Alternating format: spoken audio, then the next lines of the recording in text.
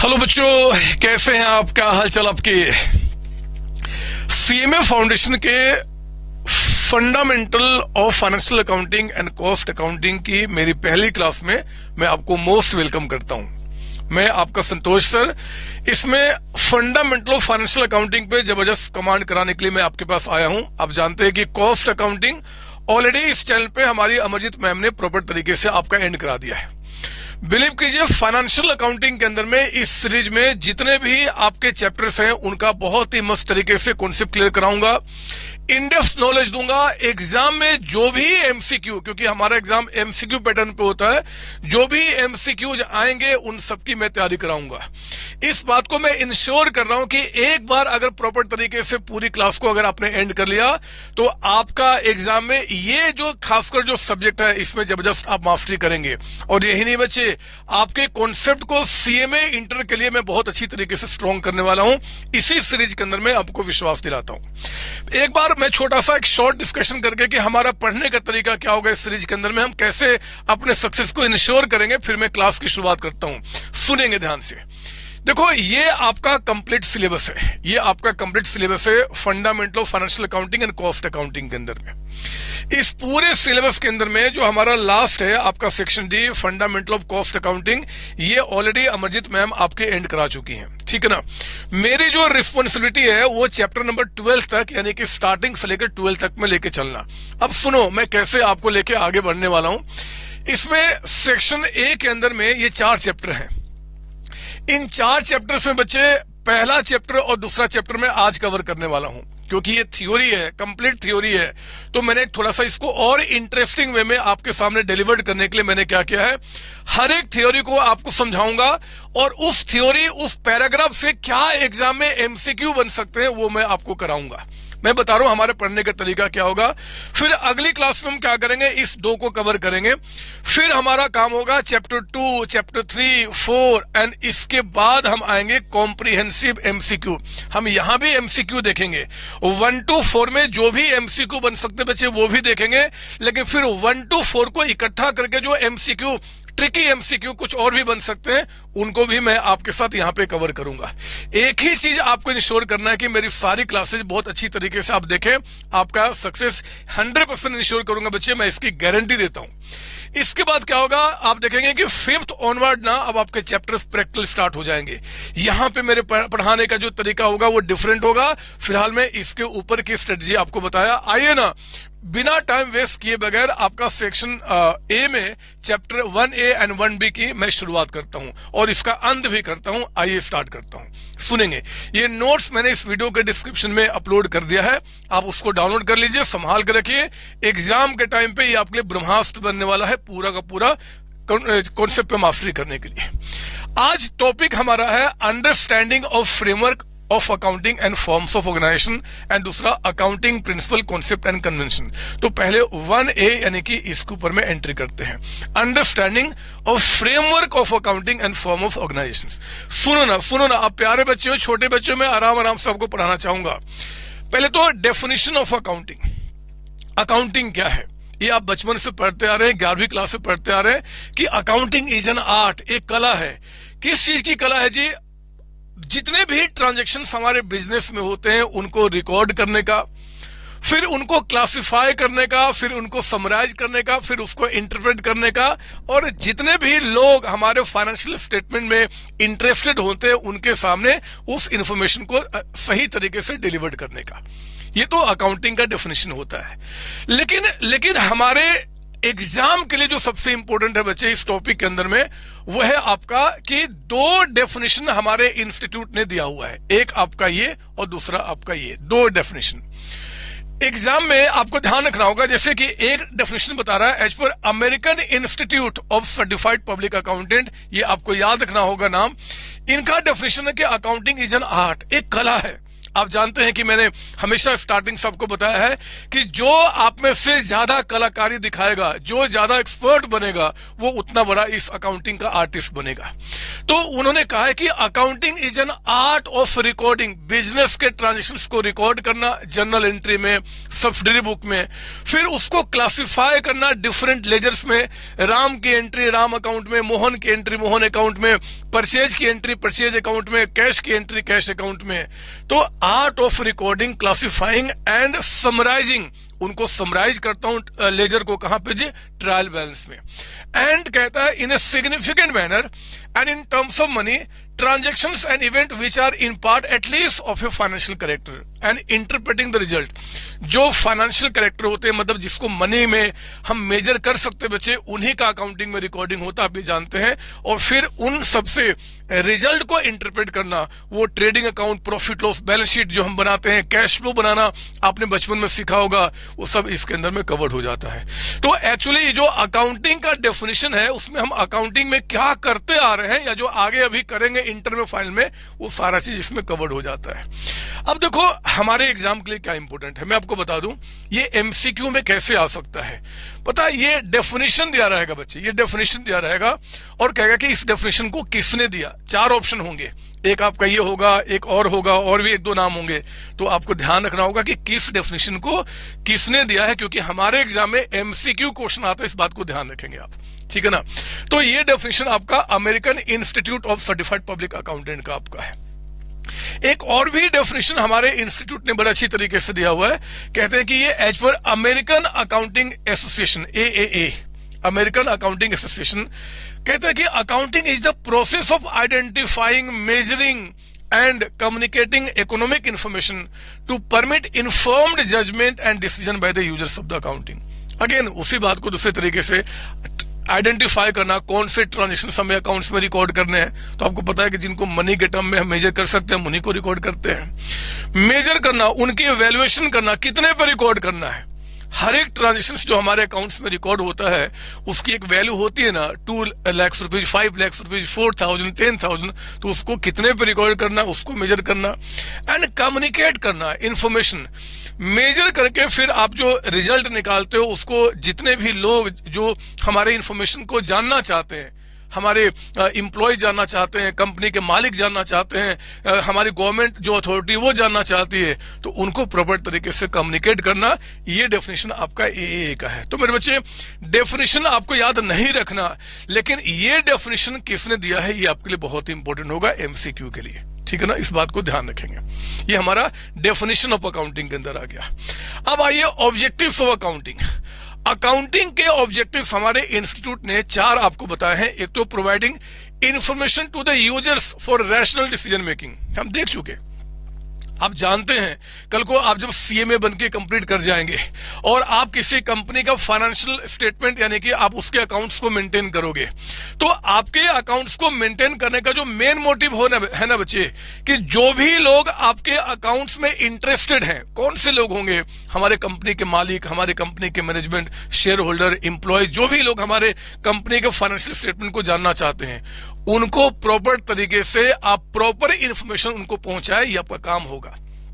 ये जो profit loss balance sheet, आप कैश फ्लो, पता नहीं क्या क्या बनाओगे बड़े होने के बाद, वो जिसको जैसी रिक्वायरमेंट है ना, जो इन्फॉर्मेशन वो मांगता है, वो आपको उसको प्रोवाइड करना होगा। तो अकाउंटिंग का जो ऑब्जेक्टिव है वो है आपका कि इंफॉर्मेशन यूजर्स को देना, जो उनको डिसीजन लेने में हेल्प करेगा, जो भी वो डिसीजन लेना चाहते हैं। दूसरा है सिस्टमेटिक रिकॉर्डिंग ऑफ ट्रांजेक्शंस को प्रॉपर तरीके से रिकॉर्ड करना। एसर्टेनमेंट ऑफ रिजल्ट, रिजल्ट का मतलब क्या होता है कि आपका बिजनेस में प्रॉफिट हुआ या फिर लॉस हुआ, तो इसको पता करना। और फाइनेंशियल पोजीशन यानी कि आपके एसेट्स कितने हैं, लायबिलिटी कितना, कैपिटल कितना, मतलब बैलेंस शीट जो आप बनाते हो। तो 4 यहाँ पे ऑब्जेक्टिव ऑफ अकाउंटिंग है। क्या क्या लीजिए, एक तो यूजर्स को प्रॉपर इंफॉर्मेशन को पहुंचाना, पहला निकल के आया। दूसरा हमने क्या बोला, ट्रांजैक्शंस जितने भी बिजनेस हो रहे हैं उसको सिस्टमेटिक यानी कि प्रॉपर तरीके से रिकॉर्ड करना। तीसरा आपका उनका रिजल्ट जानना कंपनी का, कि क्या रिजल्ट यानी कि परफॉर्मेंस है, और चौथा उनका क्या जी फाइनेंशियल पोजीशन को जानना, पोजीशन मतलब कि बैलेंस शीट आपका, ठीक है ना। तो ये 4 ऑब्जेक्टिव्स में आते हैं। सर ये ऑब्जेक्टिव्स में क्या एमसीक्यू बन सकता है? बड़े मस्त तरीके से बन सकता है। क्या बन सकता है मैं आपको दिखाऊंगा, लेकिन मेरा काम अभी आपके दिमाग में वो स्ट्राइक कराना है कि एमसीक्यू कैसे कैसे बन सकता है। सुनिए मेरी बात ध्यान से। पता है इस लाइन से वो एमसीक्यू क्या बना सकते हैं? वो बना सकते हैं बच्चे इस लाइन से आपका एमसीक्यू कि जरा बताओ, एक इन्होंने कहा है ना कि accounting is identified as language of business. ये क्या है? एक लैंग्वेज है, ये बहुत अच्छा वर्ड आपके लिए है। पता है क्या होगा, जैसे हम लोग हिंदी बोलते हैं, हम लोग इंग्लिश बोलते हैं, आपका अपना आपका एक मदर लैंग्वेज होगा जिस लैंग्वेज में भी आप घर में बात करते होंगे। उसी तरीके से बिजनेस में जितनी सारी बातें हम आपस में करते हैं ना, बिजनेस की बातें क्या होंगी?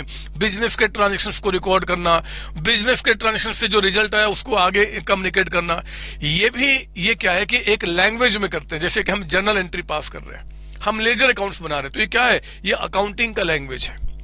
तो अकाउंटिंग क्या है जी? एक लैंग्वेज है किसका? बिजनेस का। बिजनेस में जो भी हम बात करते हैं ना, जो भी हमारे कुछ भी हम बात करते हैं, कुछ भी कम्युनिकेट करते हैं, तो अकाउंटिंग के लैंग्वेज में करते हैं। ये आपके लिए बहुत ही इंपॉर्टेंट है आपके एमसीक्यू के लिए। दूसरा मेरे बच्चे, शायद आपको नहीं पता, स्टेक होल्डर एक वर्ड होता है। स्टेक होल्डर का मतलब होता है कि जनरली हम लोग सोचते हैं कि स्टेक होल्डर का मतलब कि शेयर होल्डर।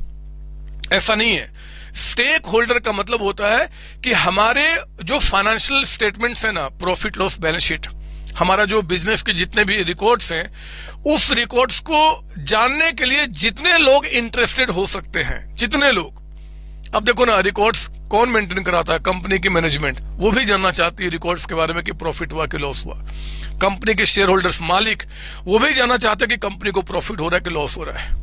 कंपनी के एम्प्लॉय, वो भी जानना चाहते हैं कि भैया अगर कंपनी का प्रॉफिट बढ़ रहा है तो हमें भी कुछ हिस्सा मिलना चाहिए, हमें भी बोनस मिलना चाहिए। वो भी आपके फाइनेंशियल स्टेटमेंट को जानना चाहते हैं। कंपनी, हमारी जो गवर्नमेंट है बच्चे, गवर्नमेंट, उनको टैक्स आपसे लेना है, तो वो भी जानना चाहेंगे कि आपका प्रॉफिट हुआ कि लॉस हुआ।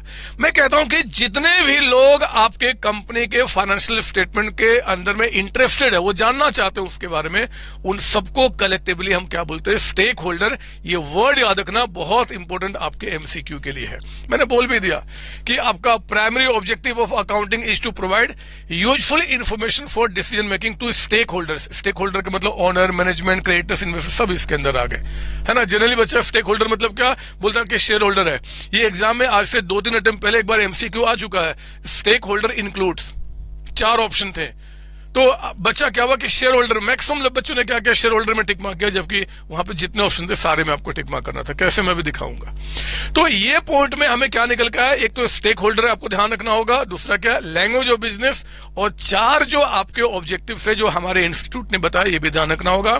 Providing information for rational decision making, proper recording of transaction, result को पता करना, एंड पोजीशन को पता करना, ठीक है ना। ये तो ऑब्जेक्टिव्स था। फंक्शंस ऑफ अकाउंटिंग क्या है? अकाउंटिंग के क्या फंक्शंस है? तो मेरे बच्चे, अकाउंटिंग का फंक्शंस क्या होगा जो हम अकाउंटिंग में करेंगे? अरे जो आप करोगे, क्या करोगे?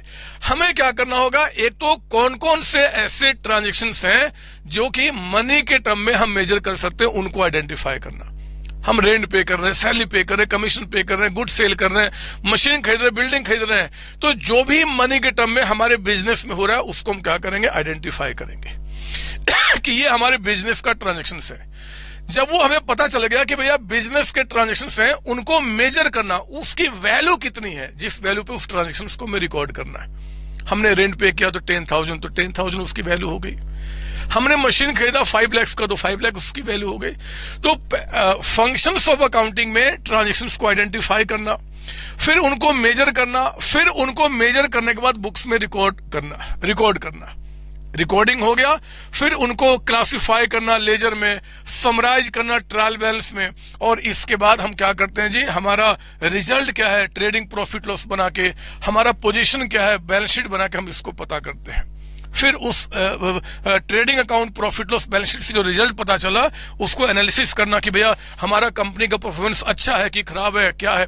आपको एक बात बताना चाहता हूं मैं, ऐसे तो रैपिड रिवीजन आपके बैच में था, लेकिन एक बात आपको बता दो, जिस दिन आप सीए में बन जाओगे ना बच्चे, सीएमए बनने के बाद जब किसी कंपनी में जाओगे तो अकाउंटिंग में बहुत कुछ चीजें हैं जो आपको करना पड़ेगा, और आप करेंगे और मस्त तरीके से करेंगे।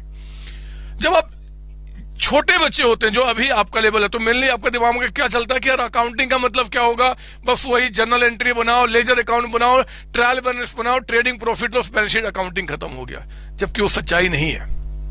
आप जानते हैं कि ये जो छोटी छोटी बातें ये तो कोई भी कर ले। आप जब डिग्री को कंप्लीट करके किसी कंपनी में जाएंगे तो सिर्फ यही काम नहीं करेंगे बच्चे, इसका मेन चीज जो trading profit loss balance sheet बना उसका एनालिसिस करना। एनालिसिस का मतलब क्या, पिछले साल के मुकाबले हमारा परफॉर्मेंस क्या हुआ, बढ़ा कि कम हुआ, कम हुआ तो उसके पीछे का रीजन ढूंढना, बढ़ गया तो और हम उसको कैसे बढ़ाएंगे उसके ऊपर में काम करना, अगले साल का टारगेट फिक्स करना, उसके लिए फिर दौड़ लगाना, पूरी टीम को आपको आगे बढ़ाना, पैसे इकट्ठा करना, कहां से पैसे इकट्ठा करो उसके बारे में प्लानिंग करना। आप बिलीव नहीं कर सकते कितना चैलेंजिंग, कितना मस्त काम आपके पास आने वाला है। बस एक बार सिर्फ डिग्री आपके हाथ में आ जाए, फिर देखो बड़ी बड़ी कंपनियां किस तरीके से आपको बड़े बड़े काम कराती है। तो अकाउंटिंग का फंक्शन, अकाउंटिंग में क्या क्या करना पड़ेगा, एक तो बिजनेस में जो भी ट्रांजेक्शन हो रहे हैं उनको आइडेंटिफाई कीजिए, उनको मेजर कीजिए, उसका अमाउंट, वैल्यू कितनी है, फिर उसको रिकॉर्ड कीजिए। रिकॉर्डिंग वही जर्नल एंट्री के अंदर, सब्सिडी बुक के अंदर होता है।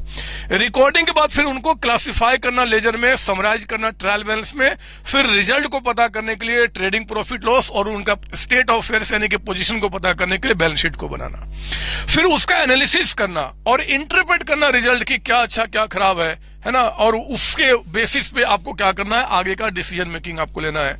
और फिर जो भी इंफॉर्मेशन आपने डिराइव किया उसको जो भी यूजर्स यानी कि जो स्टेक होल्डर्स है ना, जो हमारी कंपनी के हैं, जो भी हमारे इंफॉर्मेशन में इंटरेस्टेड है, उनके पास उन इंफॉर्मेशन को पहुंचाना। ये सारी बातें आपके फंक्शंस के अंदर आएंगी, है ना। कितना आसानी से याद हो गया अगर देखा तो। मॉनेटरी ट्रांजैक्शंस को आइडेंटिफाई करना, फिर उसको मेजर करना, मेजर करने के बाद फिर क्या करना जी, उसको रिकॉर्ड करना, रिकॉर्डिंग करने के बाद फिर क्या करना, उसको क्लासिफाई करना, उसको समराइज करना, फिर उसको इंटरप्रेट करना और फिर लोगों को कम्युनिकेट करना। सर ये एमसीक्यू में कैसे आएगा, अभी दिखाता हूं ना, मैं हूं ना अभी जिंदा, अभी शुरुआत किया है ना, आओ तो कम से कम थोड़ा सा समय मेरे साथ गुजारो तो कम से कम। तो ये सारे फंक्शंस ऑफ अकाउंटिंग आपके निकल के आएंगे। लीजिए, फंक्शंस को खत्म करने के बाद अब दो टॉपिक आपके पास निकल के आता है, बुक कीपिंग एंड अकाउंटेंसी। अब ये खत्म करने के बाद ना, इन पे जो भी एमसीक्यूज बन सकते हैं ना आपके एग्जाम में, उन सबको कराऊंगा। देखो किस तरीके से मस्त तरीके से आपकी तैयारी होने वाली है, पूरे अच्छी तरीके से रैपिड कोर्स भी कंप्लीट हो रहा है, आपका रिवीजन भी हो रहा है और आपके एमसीक्यू की जबरदस्त तैयारी भी हो रही है। खैर उसके पहले आइए, बुक कीपिंग और आपका अकाउंटेंसी, ये दो डेफिनेशन हमें फिर से समझना होगा। मेरे प्यारे बच्चों, हम लोगों ने ऊपर में अकाउंटेंसी नहीं, हमने अकाउंटिंग देखा था। ऊपर में क्या देखा था, अकाउंटिंग। और शायद आप भूल गए, मैं नहीं भूलता, अकाउंटिंग क्या है, एक लैंग्वेज है। अकाउंटिंग एक लैंग्वेज है। अकाउंटिंग क्या है, एक लैंग्वेज। किसका, बिजनेस का। बिजनेस में सारी जो बातें होती है हम अकाउंटिंग के लैंग्वेज में लोगों से आपस में करते हैं एंड रिकॉर्डिंग करते हैं। अकाउंटिंग था, ठीक है। अब मैं बात करता हूं बुक कीपिंग एंड अकाउंटेंसी का। सिंपल शब्दों में अगर मैं बात करूं ना, तो मैं नहीं चाहूंगा कि कल को जब आप सीएमए बन जाएं, सीएमए बनने के बाद आप यहां तक लिमिट हो। मैं कभी नहीं चाहूंगा मेरे बच्चे, क्योंकि बुक कीपिंग एक बहुत छोटा सा सेगमेंट है जिसमें पता क्या क्या आता है, आप ना ट्रांजेक्शन्स को रिकॉर्ड करोगे जर्नल एंट्री में, सब्सिडी बुक में, उसका डिटेल अभी बताऊंगा आगे प्रैक्टिकल कॉन्सेप्ट के अंदर में। लेकिन आप ना अगर बुक कीपिंग बोलो ना, कि मान लो किसी कंपनी के बुक कीपिंग डिपार्टमेंट में चले गए, तो पता बुक कीपिंग में क्या करोगे, आप उनके ट्रांजेक्शन्स को क्या करोगे, रिकॉर्ड करोगे। रिकॉर्डिंग के बाद फिर उनको समराइज भी करोगे, मतलब कि उनका डिफरेंट जो लेजर अकाउंट खोलोगे उसमें पोस्टिंग भी करोगे। आप उनको क्लासिफाई करोगे। लेजर में रिकॉर्डिंग का मतलब क्लासिफिकेशन होता है ना। फिर से मैं बोल देता हूं मैं कि बुक कीपिंग में क्या होगा जी, पहले आप ट्रांजेक्शन को आइडेंटिफाई करोगे कि हाँ भैया इसको रिकॉर्ड करना है। आप उनको मेजर भी करोगे कि हाँ जी हमें इतने पर रिकॉर्ड करना है। उसके बाद आप उनको अपने बिजनेस में बुक में रिकॉर्ड भी करोगे, वो जर्नल एंट्री बना के, सब्सिडी बुक बना के।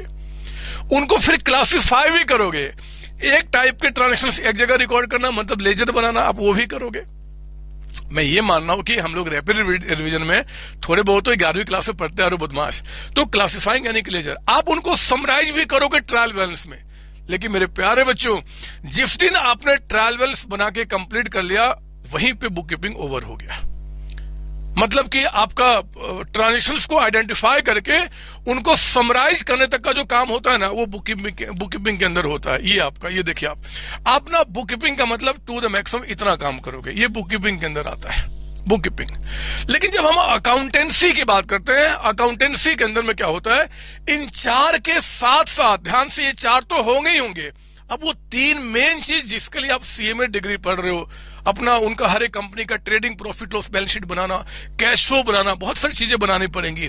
फिर उसका एनालिसिस करना, उस एनालिसिस से आपको डिसीजंस लेने हैं, डिसीजंस लेकर आपको फिर उसको डिफरेंट यूजर्स को पहुंचाना, ये सारे काम को मिला दो तो अकाउंटिंग बन जाता है। तो मान लो कोई एक लेमैन आज के बाद पूछे कि जरा भैया बताओ कि बुक कीपिंग और अकाउंटिंग में क्या फर्क है, या बुक कीपिंग या अकाउंटेंसी में क्या फर्क है, तो आप क्या बोलोगे कि भैया बुक कीपिंग एक छोटा सा प्रोसेस है, किसका, अकाउंटेंसी का। अकाउंटेंसी मेरे बच्चे बहुत बहुत बहुत वास्ट है। आप सीएमए बनने के बाद जो भी कुछ सोच रहे हो ना कि मैं ये भी करना चाहूंगा, वो भी करना चाहूंगा, बड़ी बड़ी कंपनी में जाके मैं डिसीजंस लूंगा, बड़ी बड़ी कंपनी में जाके उनके टॉप पे बैठ के उनके फाइनेंस को मैनेज करूंगा, कहां से पैसा लेकर आऊं, कहां पैसा लगाऊं, कौन सा प्रोजेक्ट खराब है, कौन सा प्रोजेक्ट अच्छा है, ये सारे काम करूंगा, वो सब अकाउंटेंसी के अंदर कवर होते हैं। और इस अकाउंटेंसी का वो छोटा सा सेगमेंट जहां पे ट्रायल बैलेंस तक बना के हमने कंप्लीट कर दिया, वो हमारा क्या होगा, बुक कीपिंग होगा। यानी कि अगर मैं कह दूं कि बुक कीपिंग अकाउंटेंसी का एक छोटा सा पार्ट है, तो क्या गलत होगा? बिल्कुल गलत नहीं होगा। बुक कीपिंग एक छोटा सा पार्ट है, किसका जी, अकाउंटेंसी का। अकाउंटेंसी में बुक कीपिंग का सारा काम तो होता ही होता है, उसके साथ 3-4 काम और भी होता है जो मैंने फंक्शंस में आपको दिखाए हैं। ठीक है ना बच्चे? तो ये हमारे पास निकल के आया। अब आइए एमसीक्यू के लिए यहां पे क्या क्या इंपॉर्टेंट है आपके इंस्टीट्यूट के लिए। एक तो बुक कीपिंग का जो डेफिनेशन है ना, हमारे इंस्टीट्यूट ने दिया है एच पर कार्टर, ये नाम याद रखना पड़ेगा। पता है आप ना, थ्योरी को जनरली हम क्या करते हैं, एग्जाम में इग्नोर करके जाते हैं, और इन थ्योरी से देखा गया है कि हमारे आपका इस सिलेबस के अंदर में financial accounting and cost accounting में लगभग आपका 30-35 मार्क्स आपको फ्री में मिलते हैं, बस छोटी छोटी बातों को ध्यान में रखने के लिए। तो बुक कीपिंग का डेफिनेशन जो आपका है वही is the science and art of correctly recording in the books of accounts all those business transactions that result in transfer money and money worth. Recording, तो ये क्या है जी, कार्टर का डेफिनेशन आपका है। It is an activity concerned with recording and classifying financial related business operation in order of its occurrence।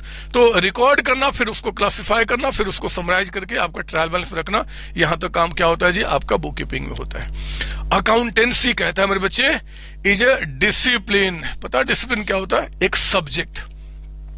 हम लोग पढ़ क्या रहे हैं? अकाउंटेंसी पढ़ रहे हैं। अकाउंटेंसी में किस लैंग्वेज को पढ़ रहे हैं? अकाउंटिंग के लैंग्वेज को पढ़ रहे हैं। अकाउंटेंसी में किस लैंग्वेज को पढ़ रहे हैं? अकाउंटिंग के लैंग्वेज को पढ़ रहे हैं। तो accounting is a discipline. Discipline मतलब सब्जेक्ट है, आपका सब्जेक्ट है जो इनकॉर्पोरेट करता है certain principle rule of accounting, जो बताएगा इस सब्जेक्ट के अंदर में कि अकाउंटिंग करना कैसे, क्या क्या प्रिंसिपल को फॉलो करना है, क्या क्या रूल को फॉलो करना है, ये आपको बताता है accountancy. It refers to the entire body of the theory and practice of accounting, है ना। पूरे थ्योरी, प्रैक्टिकल कॉन्सेप्ट सबको मिला के अकाउंटेंसी आपका बना हुआ है। मेरे प्यारे बच्चों, ये इंस्टीट्यूट के स्टडी मेट का आपका 1A को मैं आपको पढ़ा रहा हूं, 1A ना। इससे हमारे इंस्टीट्यूट हमारा क्या क्या एमसीक्यू बना सकता है, एक बार आई जरा वो मेरे साथ यहां पे देखिए, क्या क्या एमसीक्यू बना सकता है। वो कह सकता है आपका एमसीक्यू 1, ध्यान दीजिए, अकॉर्डिंग टू डैश, मैं बता रहा हूं जितने भी एमसीक्यू बन सकते हैं इस पूरे सीरीज को एंड करने के बाद मैं लिख कर दे रहा हूं कि कोई बच्चा किसी और चीज को ना देखे, किसी चीज की रिक्वायरमेंट नहीं है। मेरे सीरीज को एंड कर लो, आपके 100 में 100 मार्क्स का पेपर अटेम्प्ट करके आओगे, मैं आपको गारंटी देता हूं। कहता है according to dash accounting is the art of recording, classifying, summarising. ये डेफिनेशन कौन दिया था? तो art of recording, classifying, American आपका institute of certified public accountant, American institute of certified public accountant. तो आप यहां टिक मार्क करेंगे। ऑप्शन में क्या देखो, American institute of certified public accountant A, फिर institute of chartered accountant and cost account, नहीं जी इन्होंने दिया है, तो हम यहां पर टिक मार्क करके आएंगे, है ना। Second, according to dash accounting is the process of identifying, measuring and, ये ए वाले का था, ये याद तो रखना होगा ना बदमाश, और कुछ भी नहीं, आप इसको खत्म कीजिए, अपने आप सारी चीजें याद हो जाएंगी। तो आप यहाँ पे क्या करेंगे, बी में टिक मार्क करेंगे। करो ना साथ साथ में टिक मार्क आपका, अगर ये आपके पास है तो बी में हम टिक मार्क करेंगे, ठीक है ना, बी में। तीसरा आ गया ऑब्जेक्टिव्स ऑफ अकाउंटिंग। याद है ऑब्जेक्टिव्स में मैंने क्या क्या बताया था, आपका रिजल्ट को कम्युनिकेट करना फॉर रैशनल डिसीजन मेकिंग था ना बच्चे आपका। तो एक वो था, सिस्टमेटिक रिकॉर्डिंग ऑफ ट्रांजेक्शन था, रिजल्ट को बताना, फाइनेंशियल पोजीशन को बताना एंड ऑल। तो ऑब्जेक्टिव्स में क्या हम करेंगे, ऑल में टिक मार्क करेंगे। ये आपके एग्जाम में मुझे याद नहीं आ रहा है, लेकिन आई थिंक 2 या 3 अटेम्प्ट पहले ये क्वेश्चन आपका आया हुआ है। और बिलीव कीजिए आप इतने गंदे तरीके से आंसर करते हैं, लगता है कि यार कुछ भी टिक मार्क कर दो क्या जाता है, लेकिन ऐसा नहीं होना चाहिए। आप 4th में टिक मार्क करेंगे। लो वो क्वेश्चन आ ही गया। स्टेक होल्डर्स इंक्लूड, ये एग्जाम का क्वेश्चन है जो मैंने आपको यहां पे डाला हुआ है। क्या शेयर होल्डर्स, मैनेजमेंट, क्रेडिटर्स या ऑल? ऑल में आएंगे। स्टेक होल्डर जनरली बच्चा सोचता है कि शेयर होल्डर की बात कर रहे हैं, नहीं, सभी आएंगे जो भी आपके कंपनी के फाइनेंशियल जो इंफॉर्मेशन हैं उनको जानना चाहेंगे किसी भी पर्पस के लिए, they all are collectively called stake holders. ठीक है ना बच्चे, ये भी ध्यान रखेंगे। मुझे बताओ, कहता है कि dash is identified as language of business. Language किसको बोलेंगे, बुक कीपिंग को, अकाउंटेंसी को, सब्सिडरी बुक को, अकाउंटिंग को। ये तो ऐसे खत्म हो गया, ये ऐसे खत्म हो गया। अब 2 पे झगड़ा है, अकाउंटेंसी या अकाउंटिंग। लैंग्वेज बच्चे अकाउंटिंग है, अकाउंटेंसी एक सब्जेक्ट है, सब्जेक्ट है, उस सब्जेक्ट में इस लैंग्वेज को पढ़ाया जाता है। तो अकाउंटिंग में टिक मार्क करेंगे। यहां मत कर देना, यहां किया तो सारे सपने चकनाचूर, और यहां किए तो आप बन गए क्या, हमारे सीए में। तो अकाउंटिंग में टिक मार्क करेंगे। कोई डाउट इसके अंदर में? नहीं सर। अगला कहता है, ये भी आपके एग्जाम में क्वेश्चन आया था, आई थिंक आज से मुझे याद आ रहा है 3 अटेम्प्ट पहले क्वेश्चन आपका पूछा था। मुझे सब याद है, मुझे सब याद रहता है, मैं पेपर आपका देखते रहता हूं। कहता है कि functions of accounting include all. Functions क्या था, वो सब देखा था हमने। अकाउंट ट्रांजेक्शंस को आपका किसको रिकॉर्ड करना है उसको पता करना, फिर उसको मेजर करना, फिर उसका आपका क्लासिफिकेशन करना, फिर उसको इंटरप्रेट करना, जो देखा था हमने। तो कहता है बताओ कि कौन कौन से इंक्लूड करते हैं, ऑल, इंक्लूड्स ऑल एक्सेप्ट, मतलब कि इनमें से सारे इंक्लूड करते हैं, एक को छोड़ के जरा बताओ कौन सा। तो आइडेंटिफिकेशन मॉनिटरी ये तो होता है, मेजरमेंट भी होता है जी, रिकॉर्डिंग भी होता है, maintaining coordination between ICI and ICMI, ये थोड़े हमारा फंक्शन है जी, ये हमारा थोड़े काम है। तो अब इसको टिक मार्क करेंगे, इसको टिक मार्क करेंगे। ठीक है ना बच्चे, बोलो ना हाँ। ये सर मैं आपको वो सारे क्वेश्चंस दिखा रहा हूं जो ऊपर में टॉपिक हमने एंड किया, उसके ऊपर में क्या क्या एग्जाम में हमारे आ सकते हैं। अगला है 7th, as defined by dash book keeping. बताओ बुक कीपिंग का डेफिनेशन किसने दिया था, कार्टर ने। तो वो कहता है आईसीआई है, अमेरिकन अकाउंटिंग एसोसिएशन है, गैप, ना कार्टर, हमें याद है कार्टर ने दिया था। तो 7th का आपका ये कार्टर में होगा, कार्टर में आपका, ठीक है ना। 8th में कहता है dash is a science and art of correctly recording in the books of transaction, सबका transactions that the result in transfer of money और मनी वर्थ। बताओ ये किसका डेफिनेशन था, रिकॉर्डिंग तक ही आप लिमिटेड, मतलब रिकॉर्डिंग का मतलब रिकॉर्डिंग, क्लासिफाइंग एंड आपका ट्रायल बैलेंस बनाने तक जो लिमिटेड है वो क्या था हमारा बुक कीपिंग था। तो अब बुक कीपिंग में, अकाउंटिंग तो बहुत वास्ट होता है जी, कॉस्टिंग का तो इससे कोई मतलब ही नहीं बनता है ना, क्योंकि आप अकाउंट्स की बात कर रहे हो, कॉस्टिंग तो कॉस्ट अकाउंटिंग की बात करता है। तो ये आपका बुक कीपिंग में टिक मार्क करेंगे। फिर आता है प्रिपरेशन ऑफ लेजर अकाउंट, किसका पार्ट है, लेजर अकाउंट बनाना। मुझे बताओ लेजर, अब ये क्वेश्चन आप गारंटी के साथ आप एक काम करना, वीडियो को पॉज करके, मैं चाहूंगा कि आप इसका आंसर पहले कमेंट सेक्शन में दे दे, उसके बाद आप आगे बढ़े। अगर सचमुच में आप समझदार हैं तो, और मैं आपके आंसर को चेक करूंगा कि क्या आपका आंसर सही है कि गलत है, मैं देखूंगा। ये कहता है कि preparation of ledger account is the part of, ledger बनाना किसका पार्ट है, बुक कीपिंग का या फिर अकाउंटिंग का, या फिर both book keeping and accounting का, या फिर नन, किसमें टिक मार्क करेंगे। अब सोच लो आंसर, और इसके कमेंट सेक्शन में आप इसको आंसर टाइप कीजिए, उसके बाद इसके आगे की बात मेरे सुनेंगे। अगर आप प्यारे बच्चे हैं तो, बदमाश है तो कोई बात नहीं। इसका आंसर आप कंफर्म्ड है कि बुक कीपिंग आपने किया होगा, जबकि गलत है बच्चे। जो बच्चा बुक कीपिंग आंसर करके आएगा वो गलत हो जाएगा। इसका आंसर पता क्या होगा, बोथ में आपको जाना पड़ेगा, book keeping and accounting, both में जाना पड़ेगा। सर क्यों? इसलिए मेरे बच्चे कि अगर ये सी ऑप्शन ना होता तब तो मैं बुक कीपिंग में डाल सकता था, लेकिन सी ऑप्शन का मतलब कि लेजर अकाउंट बनता है बुक कीपिंग में, और बुक कीपिंग जो है बच्चे वो हमारे अकाउंटेंसी का भी तो पार्ट है, बोलो ना हाँ। बुक कीपिंग और प्लस कुछ और मिलके हमारा क्या अकाउंटेंसी में आपका अकाउंटिंग होता है। तो उस केस में बुक कीपिंग की सारी चीजें वो भी तो अकाउंटिंग में कवर्ड हो गई, बुक कीपिंग की सारी चीजें वो भी तो अकाउंटिंग में कवर हो गई। तो आपको दोनों में यहाँ पे टिक मार्क करना होगा, दोनों में। ये क्वेश्चन आज से 5-6 अटेम्प्ट पहले आया था, बच्चे ने यहाँ पे टिक मार्क किया हुआ है, मैक्सिमम बच्चों ने गलत है। जब ये ऑप्शन होगा तो दोनों में, अगर ये दोनों, अगर ऐसा ना रहे, मान लो ये 3 है और कुछ और है, तब तो बुक कीपिंग में टिक मार्क करेंगे, तब बुक कीपिंग करेंगे। बट ये कह देगा तो आपको इसमें करना पड़ेगा। ठीक है, जरा बताओ फाइनेंशियल स्टेटमेंट बनाना किसका पार्ट है? वो बुक कीपिंग में नहीं हो सकता।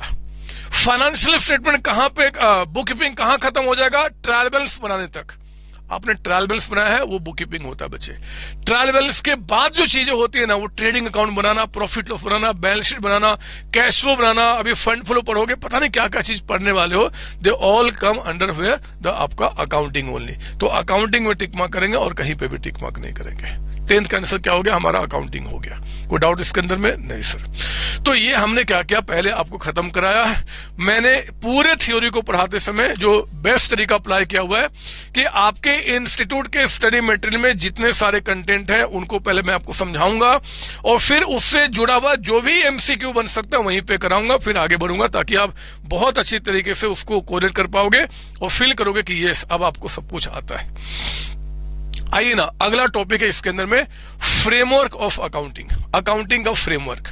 अकाउंटिंग का फ्रेमवर्क का मतलब कि जिस अकाउंटिंग को आज आप पढ़ रहे हो, या जो आप पढ़ते आ रहे हो, या जो आगे अभी पढ़ोगे, इस अकाउंटिंग को तैयार करने में इसका जो एक स्ट्रक्चर तैयार हुआ है बच्चे, जो स्ट्रक्चर जिसमें कि हम जिसकी हम पढ़ाई कर रहे हैं, आखिर किन किन चीजों ने, किन किन लोगों ने, या किन किन आपका इंस्टीट्यूशंस ने इसके अंदर में कंट्रीब्यूट किया है।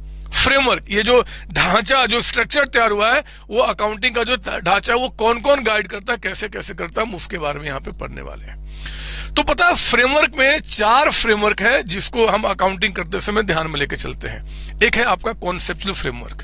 कॉन्सेप्ट, अकाउंट्स को बनाते समय ये प्रिंसिपल को फॉलो करना है जी, ये कॉन्सेप्ट को फॉलो करना है। याद है ना कि सेपरेट लीगल एंटिटी है, ये प्रिंसिपल है जी कि भैया अकाउंटिंग जो होगा वो आपका एक्रूअल बेसिस पे होगा। बहुत सारी बातें अभी आगे मैं सिखाने वाला हूं। तो फ्रेमवर्क का मतलब क्या होता है कि अकाउंट, अगर कल को आप सीए में बन जाते हैं, किसी कंपनी के अंदर जाते हैं, तो उस कंपनी का अकाउंटिंग करना शुरू करोगे। बोलो हाँ। अकाउंटिंग करते समय क्या आपका दायरा होगा, वो दायरा डिफाइन कौन करेगा? तो एक तो कॉन्सेप्चुअल फ्रेमवर्क जो आपको प्रिंसिपल्स बताएगा कि अकाउंटिंग करते समय ये करना है, वो नहीं करना है, ऐसे करना, वैसे नहीं करना है।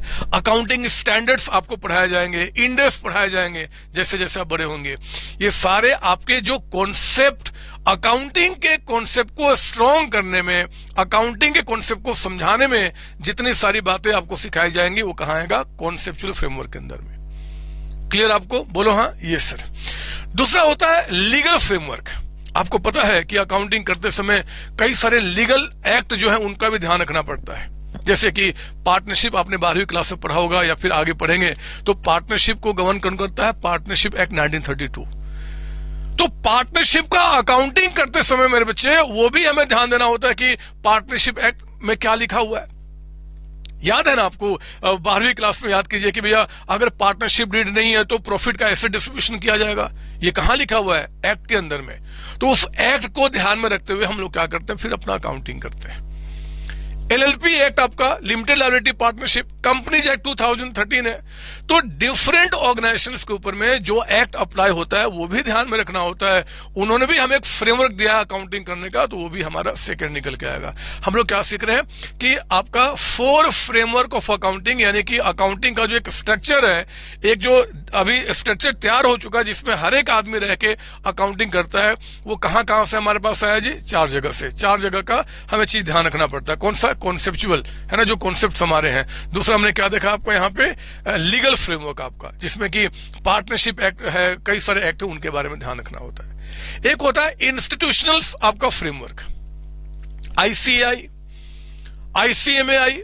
आईसीआई क्या करता है जी? अकाउंटिंग का रिकॉर्डिंग कैसे करना है, क्या करना है, तो वो हमारा आईसीआई ने क्या किया उसके बारे में हमें गाइड किया है। हमेशा वो अकाउंटिंग स्टैंडर्ड निकालते हैं जिसके थ्रू वो गाइड करते हैं। कॉस्ट अकाउंटिंग, कॉस्ट का अकाउंटिंग कैसे होगा, आप थोड़े अब इंटर में आओगे तो कॉस्टिंग का अकाउंटिंग सीखेंगे, आपका मर्जी मैम सिखाएंगी। तो कॉस्ट अकाउंटिंग आपका कैसे होगा, उस पर भी जैसे अकाउंटिंग में सीख रहे हो ना, कॉस्ट अकाउंटिंग में भी आपको कई सारी बातें सीखनी है, उसका भी अकाउंटिंग करने का एक तरीका है। तो वो हमें कौन देता है, हमारा इंस्टीट्यूट यानी कि आईसीएमआई देता है ना। तो यहाँ पे क्या है बच्चे कि इंस्टीट्यूशनल फ्रेमवर्क के अंदर में आपके पास क्या है कि कई सारे इंस्टीट्यूट ऐसे हैं जो कि हमें सिखाते हैं कि हमें अकाउंटिंग कैसे करना है। यहाँ पे आपके लिए सबसे इंपॉर्टेंट बात एक और बता दूं कि हमारा जो institute of cost accountant of India है ना बच्चे, आईसीएमआई, वो क्या करता है, उन्होंने कॉस्ट अकाउंटिंग स्टैंडर्ड बोर्ड आपका बनाया हुआ है। जैसे आपको अभी नहीं पता, शायद आप छोटे बच्चे हैं, कि अकाउंट्स में हर एक आइटम का जो ट्रीटमेंट होता है वो हमें कहां लिखा हुआ है कि इसको ट्रीटमेंट को ऐसे करो, वो लिखा हुआ है आपका अकाउंटिंग स्टैंडर्ड्स में। अकाउंटिंग स्टैंडर्ड कौन बनाता है, तो हमारा आईसीआई बनाता है। उनका एक एएसबी बोर्ड है, अकाउंटिंग स्टैंडर्ड बोर्ड, वो आईसीआई के अंडर है और आईसीआई उनको क्या करता है, उसके थ्रू बनवाता है। कॉस्ट अकाउंटिंग जो है, कॉस्ट की अकाउंटिंग कैसे होगी, ये हमें कौन बताता है, आईसीएमआई। तो आईसीएमआई ने एक बॉडी बनाया है कॉस्ट अकाउंटिंग स्टैंडर्ड बोर्ड, जो कॉस्टिंग करने का तरीका, कॉस्टिंग करने का रूल, कॉस्टिंग करने की चीजें वो हमें समझाता है। तो ये बात आपको ध्यान रखना होगा और ये नाम याद रखना होगा जी कि cost accounting standard board, short में क्या बोलते हैं, सीएएसबी। ये भी आपके एग्जाम में एमसीक्यू में आया हुआ है कि सीएएसबी का फुल फॉर्म क्या है, कॉस्ट अकाउंटिंग स्टैंडर्ड बोर्ड।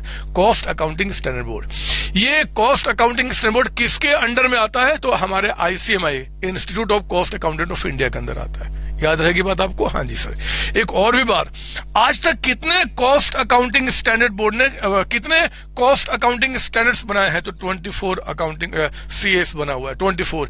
ये नंबर याद रखना होगा क्योंकि एमसीक्यू के लिए ये भी आपके लिए इंपॉर्टेंट है। ठीक है ना बच्चे, हम लोग क्या पढ़ रहे हैं कि हमारे 4 जो फ्रेमवर्क्स ऑफ अकाउंटिंग है वो कौन कौन से हैं। तो पहला आ गया कॉन्सेप्चुअल, दूसरा लीगल, तीसरा आपका आ गया इंस्टीट्यूशंस और चौथा आ गया रेगुलेटरी। आपका रेगुलेटरी पता है, जब थोड़े आप बड़े हो जाओगे ना, तो आप जैसे ही आप सीएमए इंटर ग्रुप 2 में आओगे, वहां पढ़ोगे कॉर्पोरेट अकाउंटिंग। मैं ही पढ़ाऊंगा आपको और मैं आपको सिखाऊंगा कॉर्पोरेट मतलब डिफरेंट टाइप्स ऑफ कंपनी की अकाउंटिंग करना। उसमें जैसे एक बैंकिंग कंपनी है, तो बैंकिंग कंपनी का अकाउंटिंग कैसे होगा जी, हमारे पास बैंकिंग रेगुलेशन है, उसके लिए आपका वो गवर्न करेगा। इंश्योरेंस कंपनी का अकाउंटिंग सिखाऊंगा, आईआरडीए है, मतलब कि डिफरेंट यहाँ पे आपके रेगुलेटरी जो उस प्रॉपर तरीके से उस टाइप के अकाउंट्स को करने के लिए हमें बोलेगा कि आप इस तरीके से करिए। वो रेगुलेट करता है कि अकाउंटिंग इस तरीके से होना चाहिए, नॉर्मल अकाउंटिंग आपको नहीं करना, उसको बोलते हैं रेगुलेटरी। जैसे कि आपका इंश्योरेंस सेक्टर में कौन है, आईआरडीए आपका है ना। हमारा सेबी है कैपिटल मार्केट की अकाउंटिंग करने के लिए, ऐसे कई, आरबीआई है, रिजर्व बैंक ऑफ इंडिया, ये क्या है, रेगुलेटरी मतलब रेगुलेट करते हैं, अकाउंटिंग ऐसे होना चाहिए जी। ठीक है, आपको इसको ऐसे अप्लाई करना है। तो एक्चुअली मतलब कि इन शॉर्ट अगर कहा जाए कि 4 फ्रेमवर्क बताइए कौन कौन सा है, तो एक तो कॉन्सेप्चुअल जो आपका कॉन्सेप्ट पे जो मास्टरी कराता है, कॉन्सेप्ट पे मास्टरी कैसे होगा, अकाउंटिंग पढ़ते पढ़ते संतोष सर आपको करा ही रहे, हर एक तरीके की अकाउंटिंग सिखाएंगे। एक तो आपका कॉन्सेप्चुअल आपका हो गया। दूसरा हमने क्या देखा आपका यहाँ पे legal framework, different types of act जो डिफरेंट आपके कंपनी टाइप ऑफ कंपनी पे अप्लाई होती है। तीसरा क्या देखा, इंस्टीट्यूशनल, जिसमें कि आईसीआई आईसीएमआई हो जाएगा। और रेगुलेटरी मतलब कि वो कानून जो किसी खास टाइप ऑफ कंपनी के लिए बना हुआ है। आरबीआई है बैंकिंग कंपनी को गवर्न करने के लिए, आईआरडीए है इंश्योरेंस सेक्टर को गवर्न करने के लिए, सेबी है कैपिटल मार्केट यानी कि स्टॉक मार्केट में जितने लोग परचेज सेल करते हैं उसको गवर्न करने के लिए। तो 4 चीजों को हमें लेके चलना पड़ता है। याद रहेगी बात आपको, ये सर। इसके बाद मेरे बच्चे, फॉर्म्स ऑफ ऑर्गेनाइजेशंस। फॉर्म्स, मैं जानता हूं कि थ्योरी है, आपकी आंखें अब उछल हो रही होंगी कि सर कितना करें, क्यों पढ़ें, इसको प्रैक्टिकल करा दो ना। लेकिन मेरे प्यारे बच्चों, जितना आप सोच रहे हो, मुझे उससे ज्यादा एनर्जी और गेन करके और चिल्ला के बोलना पड़ेगा, क्योंकि मैं जानता हूं कि अगर इन चैप्टर्स पे आप कमांड नहीं कर पाए तो आपके पास होने के चांसेस जितने अच्छे थे ना, उसमें थोड़ी कमी आ जाएगी। क्योंकि इंस्टीट्यूट एमसीक्यू में ना इन्हीं सब चीजों से क्वेश्चन बनाता है, और अक्सर मैंने कॉपी चेक करते हुए देखा है कि आप लोग इन चैप्टर्स को क्या करते हो, छोड़ के जाते हो, जबकि मार्क सिक्योरिंग होते हैं। हम क्यों ऐसे काम करेंगे, कुछ भी नहीं है। अब बताओ ना, ऑर्गेनाइजेशंस कितने तरह के होते हैं, आपको नहीं पता है क्या? आप सब कुछ जानते हो। तो सोल प्रोप्राइटरशिप, जहां पे एक ही ओनर होते हैं, पार्टनरशिप जहां पे एक से ज्यादा ओनर होते हैं जी, फिर आपका एक है लिमिटेड लायबिलिटी पार्टनरशिप। आपका नया कॉन्सेप्ट आया कि लिमिटेड लायबिलिटी पार्टनरशिप होगा, बट लायबिलिटी उसमें लिमिटेड होती है। हमें अभी डिटेल में नहीं जाना, वो पढ़ाई आपका बात की, बस नाम याद रखना होगा एंड कंपनीज। एमसीक्यू के लिए आपके लिए सर क्या इंपॉर्टेंट है? ये इंपॉर्टेंट है कि इन चारों में से लिस्ट सबसे कम, लिस्ट का मतलब सबसे कम, किस टाइप ऑफ आपका ऑर्गेनाइजेशन पे गवर्नमेंट का कंट्रोल होता है। गवर्नमेंट का कंट्रोल सबसे कम किस पे होता है? तो आपका सोल प्रोप्राइटरशिप पे। छोटे छोटे लोग होते हैं, राशन वाला, दूध वाला, कोई एक कपड़े वाला है, तो उन पे क्या गवर्नमेंट ज्यादा कंट्रोल करेगी? छोटे छोटे लोग हैं, क्या चोरी कर लेंगे? तो लिस्ट जो आपका रेगुलेटेड ऑर्गेनाइजेशन बच्चे हमारे इंडिया में, वो क्या है? सोल प्रोप्राइटरशिप, याद रखना पड़ेगा।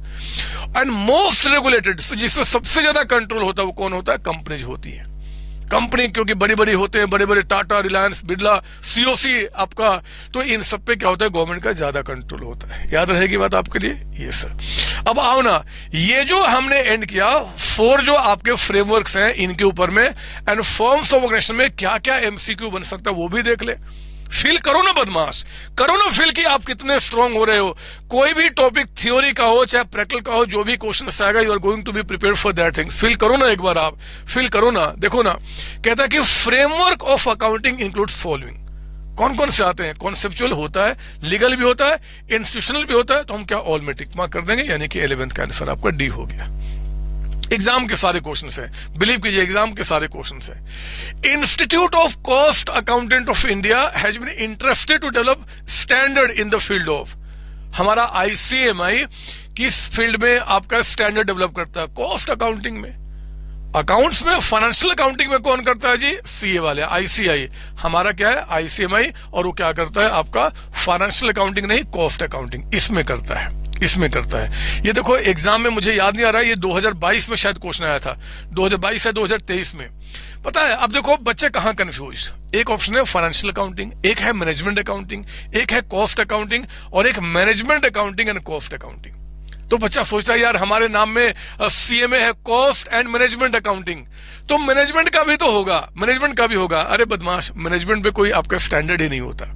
मैनेजमेंट तो मेरी और आपकी स्किल्स है, कैपेबिलिटीज है, ये हम सीएमए वालों के अंदर में खून में भर जाता है जब हम डिग्री कंप्लीट करके आते हैं, उस पर किसी स्टैंडर्ड की रिक्वायरमेंट नहीं होती। तो याद रखना कि institute of cost accountant of India किस पे बनाता है जी? कॉस्ट अकाउंटिंग ऊपर बनाता है। आप यहां टिक मार्क करेंगे। बताओ कौन सा टाइप ऑफ ऑर्गेनाइजेशन है जो कि लिस्ट रेगुलेटेड है? सोल प्रोप्राइटरशिप आपका, बोलो ना हाँ, बोलो ना हाँ। Accounting reporting are highly regulated by the for Indian company. Indian company के लिए कौन रेगुलेट करता है? कंपनी के ऊपर में आपको शायद नहीं पता कि हमारे देश का कंपनीज एक्ट 2013 काम करता है। कंपनीज एक्ट 1956 तो खत्म हो चुका, वो तो बहुत पहले हुआ करता था, उसका कोई मतलब नहीं बनता। कंपनी पे पार्टनरशिप कैंसिल का कोई लॉजिक नहीं बनता। तो जो कंपनी पे कौन सा एक्ट आपका चलता है जी? Companies act 2013। तो ये आप टिक मार्क करेंगे। तो ये मैंने आपको यहां पे खत्म कराया। हमारा 1A खत्म हो गया बच्चे। आज ही अभी ही हम लोग क्या करेंगे? 1B को भी खत्म करेंगे। इससे बहुत सारे इंपॉर्टेंट आपके एमसीक्यू बनते हैं। हम अब उस पे आ रहे हैं। 1B accounting principle concept and convention. अगर आप थक चुके हैं, लगता है कि थोड़ा सा शांति चाहिए, तो आप वीडियो को यहीं पे पॉज करके आप थोड़ा सा आओ ना, 30 सेकंड का ब्रेक लेकर, 30 सेकंड का पानी पी के आओ और इसको बहुत मस्त तरीके समझो, क्योंकि इससे ही ज्यादा एमसीक्यू निकल के आते हैं। इस टॉपिक के अंदर में एग्जाम में कम से कम 3 से 4 एमसीक्यू तो आप देखोगे, जिसकी मैं शुरुआत करा रहा हूं। चाहो तो 30 सेकंड का ब्रेक लेके आप आ जाइए। देखो, accounting principle concept and convention actually ऐसे है, अकाउंटिंग प्रिंसिपल को ही यहाँ पे 2 पार्ट में डिवाइड किया गया है। अकाउंटिंग प्रिंसिपल्स जो है 2 पार्ट में, कुछ कॉन्सेप्ट एंड कुछ कन्वेंशन आपके। अगर मैं एक सिंपल लैंग्वेज में आपसे बात करूं ना, तो बच्चे आपने 11th क्लास से जो भी अकाउंटिंग अभी तक आपने सीखा है, उन अकाउंटिंग को करते समय कई सारे आपके प्रिंसिपल्स होते हैं जिनको आप फॉलो करते हो।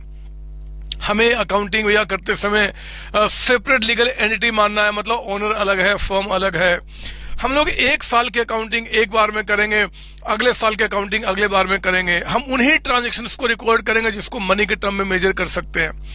अकाउंटिंग हम एक्रूअल बेसिस पे करेंगे, रेवेन्यू को कॉस्ट से मैच करेंगे। बहुत सारी बातें आपने सीखा है ना बच्चे।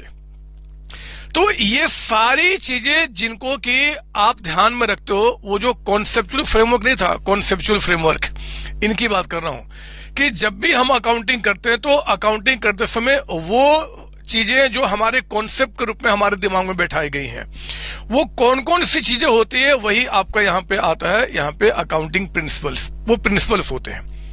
प्रिंसिपल्स यानी कुछ कॉन्सेप्ट होंगे, कुछ कन्वेंशन में बताऊंगा इसके बारे में, लेकिन सबसे इंपॉर्टेंट याद रखना, मैं एक छोटी सी बात आपके दिमाग में आज बैठा देना चाहता हूं, क्योंकि बहुत कम बच्चों को ये बात पता होता है। जितने भी अभी आपको प्रिंसिपल्स में सिखाऊंगा या आप सीखते आ रहे हैं, है ना, उसके साथ साथ जो अकाउंटिंग स्टैंडर्ड अभी आप सीखना शुरू करेंगे आगे बढ़ने के बाद, बहुत सारी चीजें अभी आपके पास सीखने को मिलेंगी। नहीं, अभी इंडेस जब फाइनल में आओगे तो कुछ इंडेस सिखाया जाएगा कि इंटरनेशनल लेवल के ऊपर में अकाउंटिंग कैसे किया जाता है सभी के बीच में आपका। तो इन सबको मतलब जी जितने भी अकाउंटिंग कॉन्सेप्ट हैं, जितने भी कन्वेंशन हैं जो अभी हम डिस्कस करने वाले हैं, जितने भी अकाउंटिंग स्टैंडर्ड्स हैं जो कि हम आगे सीखेंगे इंटर ग्रुप 1 में, ग्रुप 2 में, जितने भी इंडेस हैं जो कि हम फाइनल में सीखेंगे, मतलब कि अकाउंटिंग कैसे करना है, इसको बताने वाले जो भी कुछ हमारे देश या वर्ल्ड में है बच्चे, उन सबको कलेक्टिवली हम क्या बोलते हैं, generally accepted accounting principles, gap short में। ये बहुत इंपॉर्टेंट है आपके एग्जाम में।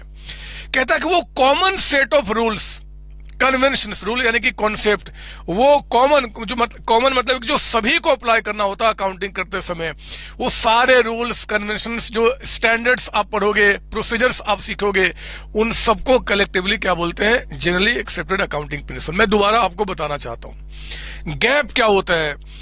गैप मेरे बच्चे एक ऐसा वर्ड आपको दिया हुआ है, जनरली एक्सेप्टेड, जो सबको एक्सेप्ट करना है। अकाउंटिंग प्रिंसिपल्स, अकाउंटिंग करते समय जो सबको यानी कि उनको फॉलो करते हुए ही आपको अकाउंटिंग करना है, वो गैप में आते हैं। तो कौन सी चीजें होंगी, जितने भी प्रिंसिपल्स में अभी आपको सिखाने वाला हूं, जितने भी अकाउंटिंग स्टैंडर्ड जैसे जैसे आप बड़े होंगे उनको सीखेंगे, जितने भी इंडेक्स आप फाइनल में आके सीखेंगे, उन सबको मिला के कलेक्टिवली हम क्या बोलते हैं, गैप बोलते हैं। ये बात याद रहेगी आपको, ये सर। तो ये फॉर्मूला याद रखना, डेफिनेशन आपका, common set of rules, convention, standard and procedures is referred gap, यानी कि generally accepted accounting principle.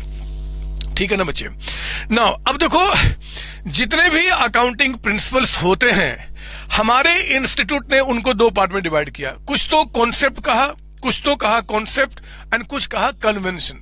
Sir इन दोनों में क्या फर्क होता है, पहले मैं आपको कॉन्सेप्ट समझाना चाहता हूं। अकाउंटिंग कॉन्सेप्ट, अकाउंटिंग कॉन्सेप्ट का मतलब कि 11th क्लास से लेकर आपको अकाउंटिंग करते समय जिन जिन चीजों को आप ध्यान में रखते हुए अकाउंटिंग करते आ रहे हैं बच्चे, उसी को हम अकाउंटिंग कॉन्सेप्ट कहते हैं। जैसे कि आप देखिए यहाँ पे अकाउंटिंग कॉन्सेप्ट के अंदर में, यहाँ पे मैंने कहा ना, अकाउंटिंग कॉन्सेप्ट एंड कन्वेंशंस 2 मिलके हमारे क्या बने हैं, अकाउंटिंग प्रिंसिपल्स।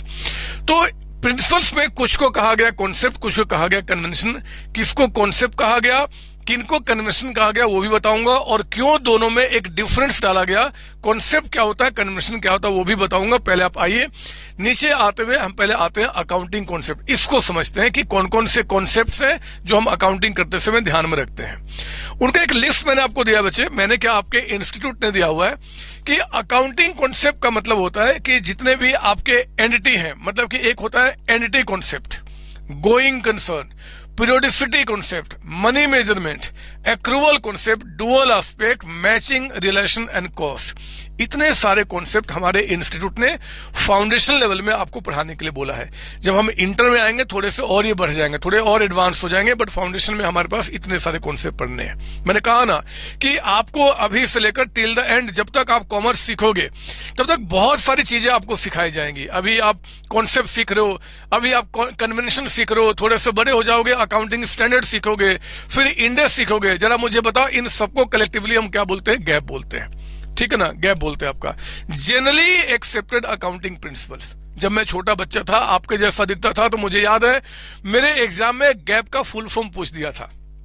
फुल फॉर्म कि बताओ क्या होता है। अब वो तो मतलब उस समय एमसीक्यू नहीं होते थे, फिल इन द ब्लैंक्स में था, गैप रेफर्स टू, और आपको फिल करना था। तो जनरली एक्सेप्टेड अकाउंटिंग प्रिंसिपल। खैर एनीवे, इनका डिटेल मैं आपसे चर्चा करना चाहता हूं, फिर मैं कन्वेंशन पे भी आऊंगा और डिटेल चर्चा मैं यहां से शुरू कर रहा हूं। आइए ना शुरू करते हैं। Let's revise accounting concept. पहला क्या है, सेपरेट एंटिटी कॉन्सेप्ट। ये जो था ना बच्चे आपका पहला वाला, क्या नाम था इसका, एंटिटी कॉन्सेप्ट। इसको कई नाम से जाने जाते हैं, कई नाम से। सेपरेट एंटिटी कॉन्सेप्ट कह देगा, ये देखिए आप यहाँ पे सेपरेट एंटिटी कॉन्सेप्ट, या कह देगा एंटिटी कॉन्सेप्ट, या फिर बिजनेस एंटिटी कॉन्सेप्ट। तीनों का मीनिंग सेम होता है, तीनों का मीनिंग सेम। कोई लोग कुछ बोलते हैं, कोई लोग कुछ बोलते हैं।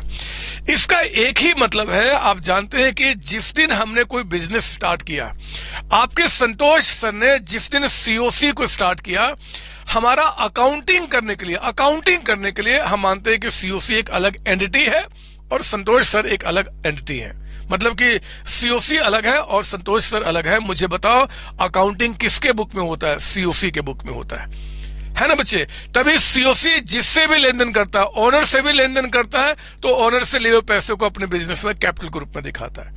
ये नहीं कहता कि ये तो मेरा ही पैसा, नहीं जी, हमने ओनर से लिया है तो हम उसको कैपिटल के रूप में रिकॉर्ड करते हैं, बाहर वालों से लिया तो हम उसको लायबिलिटी के रूप में रिकॉर्ड करते हैं। तो सेपरेट एंटिटी कॉन्सेप्ट हमें क्या करता है जी, बताता है कि आपका एंटिटी यानी कि बिजनेस एंड ओनर क्या है, दोनों अलग अलग है। सुनिए ध्यान से। According to this concept, it is assumed that enterprise will continue its operation for कहां चला गया, यहां था मैं। Business entity concept considered business enterprises as separate entity and having separate identity distinct from its owner। ये सब ध्यान रखना, क्योंकि मैं अभी आपको दिखाऊंगा कि इस पे कैसे कैसे ट्रिकी एमसीक्यू बनेंगे, लेकिन आप कॉन्सेप्ट को पकड़ के रखोगे तो कहीं कोई दिक्कत नहीं आएगी। मैं अभी आपको प्रूफ करूंगा। Therefore, business transactions are recorded in the books of accounts from business point of view and not from the point of view of owner। Business के पॉइंट ऑफ व्यू से रिकॉर्ड होता है, मैंने आपको बताया। ये कौन कहता है? Entity concept. दूसरा ये गोइंग कंसर्न हमें क्या बोलता है बच्चे? Business will run for indefinite period irrespective of death और आपका इंसॉल्वेंसी ऑफ पार्टनर। ये माना जाता है अकाउंटिंग करते समय। अलग बात है कि अगर कल को मान लो सोल प्रोप्राइटरशिप बिजनेस है तो ऑनर मर गया तो बिजनेस खत्म हो गया। लेकिन मेरे बच्चे, मैं रियल लाइफ की बात नहीं कर, मैं अकाउंटिंग के लिए बता रहा हूं। अकाउंटिंग करते समय हम ये मानते हैं कि बिजनेस हमारा चलेगा, कई साल तक चलेगा। और इसीलिए यही गोइंग कंसर्न कॉन्सेप्ट हमें ये बोलता है कि भैया बिजनेस क्योंकि कई साल तक चलेगा, तो जिसका बेनिफिट आप करंट ईयर में लेते हो ना, आप उसको एक्सपेंस मान लो, और जिसका बेनिफिट आप करंट ईयर के बाद लोगे उसको आप एसेट्स मान लो। फिर आपका दिमाग में आया कि किसको पता कि अगले साल बिजनेस चलेगा कि नहीं चलेगा, हो सकता है कि खत्म हो जाए। हमने कहा होने को तो कुछ भी हो सकता है, बट ये कहता है कॉन्सेप्ट कि मान लो कि बिजनेस आपका कई साल तक चलेगा, और यही मानते हुए आपको आपने किसको एक्सपेंस मानना है, किसको एसेट मानना है, इसका क्लासिफिकेशन आपको करना है। फिर ये कहता है कि देखो जी, आप जो करते हो ना कि ये हमारे एसेट्स फिक्स एसेट्स हैं, ये हमारे करंट एसेट्स हैं, ये भी पता है इसी के चलते होता है बच्चे। क्योंकि जब बिजनेस कई साल तक चलेगा तो अगले एक साल तक में जो हमें बेनिफिट देगा वो हमारा करंट एसेट्स होता है। जो एक साल के बाद हमें 2 साल 3 साल 5 साल 10 साल 50 साल बेनिफिट देगा उसको हम क्या बोलते हैं? फिक्स एसेट्स बोलते हैं। तो याद रखना, ये आपको पता है कहां कहां एमसीक्यू में हेल्प करेगा। बताओ जी, एक्सपेंसेज और एसेट के बीच में क्लासिफिकेशन होता है बिकॉज ऑफ विच कॉन्सेप्ट, तो क्या बोलेंगे? Going concern. Fix assets, current assets का क्लासिफिकेशन होता है। Current liability, non current liability का क्लासिफिकेशन होता है किसके के चलते? तो हम क्या बोलेंगे? Going concern. ये हमें अलाउ करता है। बहुत प्यारा है। एग्जाम में क्वेश्चन आते हैं और आप बदमाशी करके आते हैं, इस बार नहीं करना। According to this concept, it is assumed that enterprise will continue its operation for a indefinite period of time. चलते रहेगा बिजनेस, चलते रहेगा। It is assumed that enterprise neither has intention not the need to liquidate or wind up the business. हम ये मानेंगे कि कोई intention नहीं कि हमें बिजनेस बीच में बंद करना है। सर हो गया तो छोड़ो ना, जो उसका उस समय अकाउंटिंग कैसे होगा हम देखेंगे। लेकिन क्या मानते हुए हम क्लासिफिकेशन करते हैं, क्या मानते हुए अकाउंटिंग करते हैं, वो बता रही है। कॉन्सेप्ट है जिसको मान के आपको अकाउंटिंग करना है। कहता है आपका यहाँ पे, it is because of this concept distinction is made between asset and expense. है ना बच्चे? Fix assets, current assets, fix assets, current liability. इसी के चलते हम लोग क्या करते हैं? सारे क्लासिफिकेशन कर पाते हैं। क्योंकि अगर हम ये मान लेंगे कि भैया बिजनेस हमारा सिर्फ 1 साल ही चलेगा, तो फिर एसेट्स दिखाने का कोई मतलब ही नहीं बनता। फिर तो सारा एक्सपेंस, और मैं दिखाऊंगा ज्वाइंट वेंचर चैप्टर पढ़ाते समय वो कॉन्सेप्ट आपके पास आएंगे, ठीक है ना। खैर, तो ये बात ध्यान रखेंगे आप।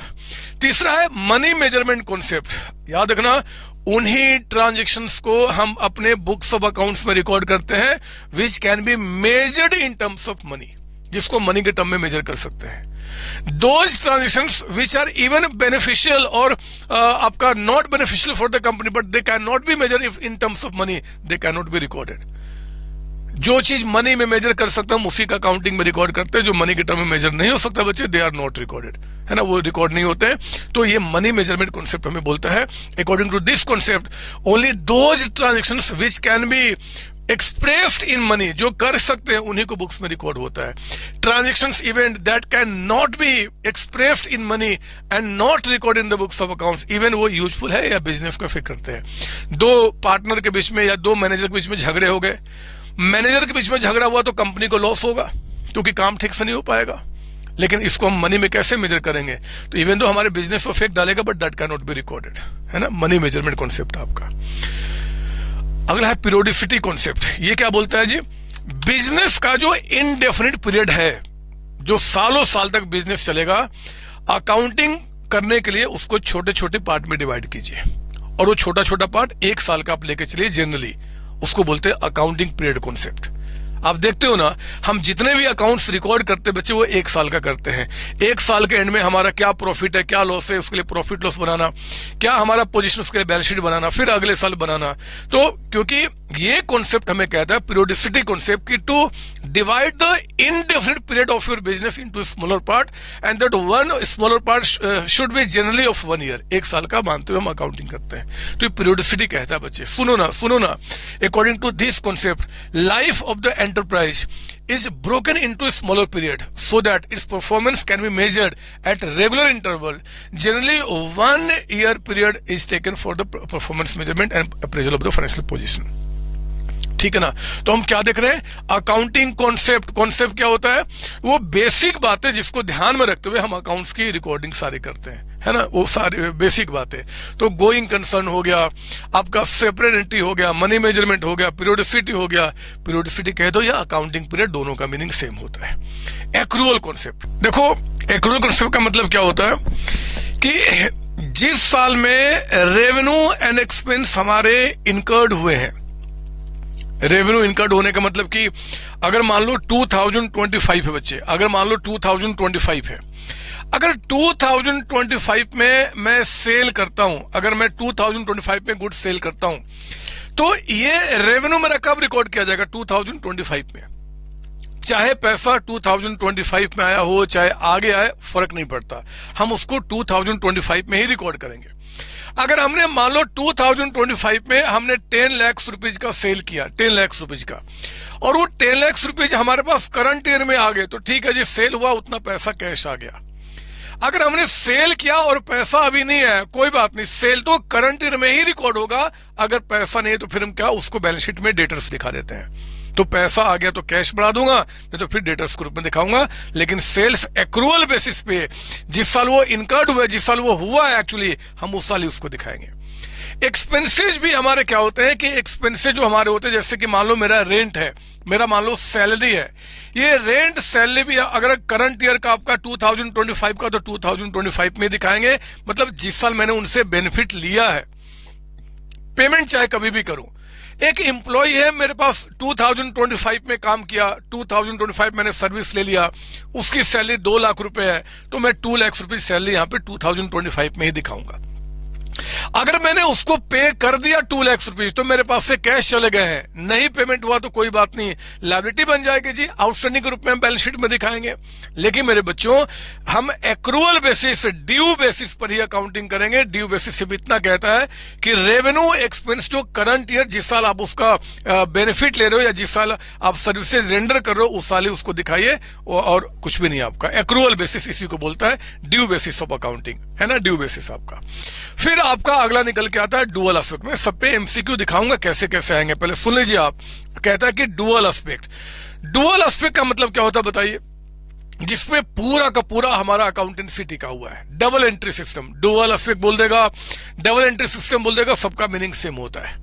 यानी कि जो भी बिजनेस में ट्रांजेक्शंस होएंगे बच्चे, उनका एटलीस्ट, रिपीट कर रहा हूं, एटलीस्ट 2 इफेक्ट होगा, एक डेबिट एक क्रेडिट, यानी कि अपोजिट में आपका। मान लो मैं क्या करता हूं कि मैंने अपने एम्प्लॉय को आपका 10,000 रुपीज दे दिया, इंप्लॉय को, तो मेरे पास से क्या कैश चला गया। क्यों दिया जी? क्योंकि सैलरी मैंने पे किया, तो सैलरी उसको रिकॉर्ड करते हैं। एक एस्पेक्ट क्या हुआ? कैश का जाना। क्यों कैश गया? रीजन बताओ, तो सैलरी रिकॉर्ड किया। मैंने अपने लैंडलॉर्ड को रेंट पे, मतलब कि लैंडलॉर्ड को मैंने 1 लाख रुपए कैश दे दिए, लो मेरे पास से कैश चला गया। क्यों कैश गया जी? क्योंकि मैंने रेंट पे किया, रेंट उसको रिकॉर्ड करना। तो अब पता है ना, बिजनेस में जब भी कोई ट्रांजेक्शन होता है तो जो भी होना है, एक तो जो आया गया वो रिकॉर्ड करते हैं और उसके साथ उसका रीजन रिकॉर्ड करते हैं। ओनर ने क्या किया? बिजनेस में 5 लाख रुपीज दे दिया, तो कैपिटल बढ़ गया, कैपिटल बढ़ गया। क्यों? माफ कीजिए, ओनर ने बिजनेस में आपका 5 लाख कैश दे दिया, तो क्या बढ़ गया? कैश बढ़ गया।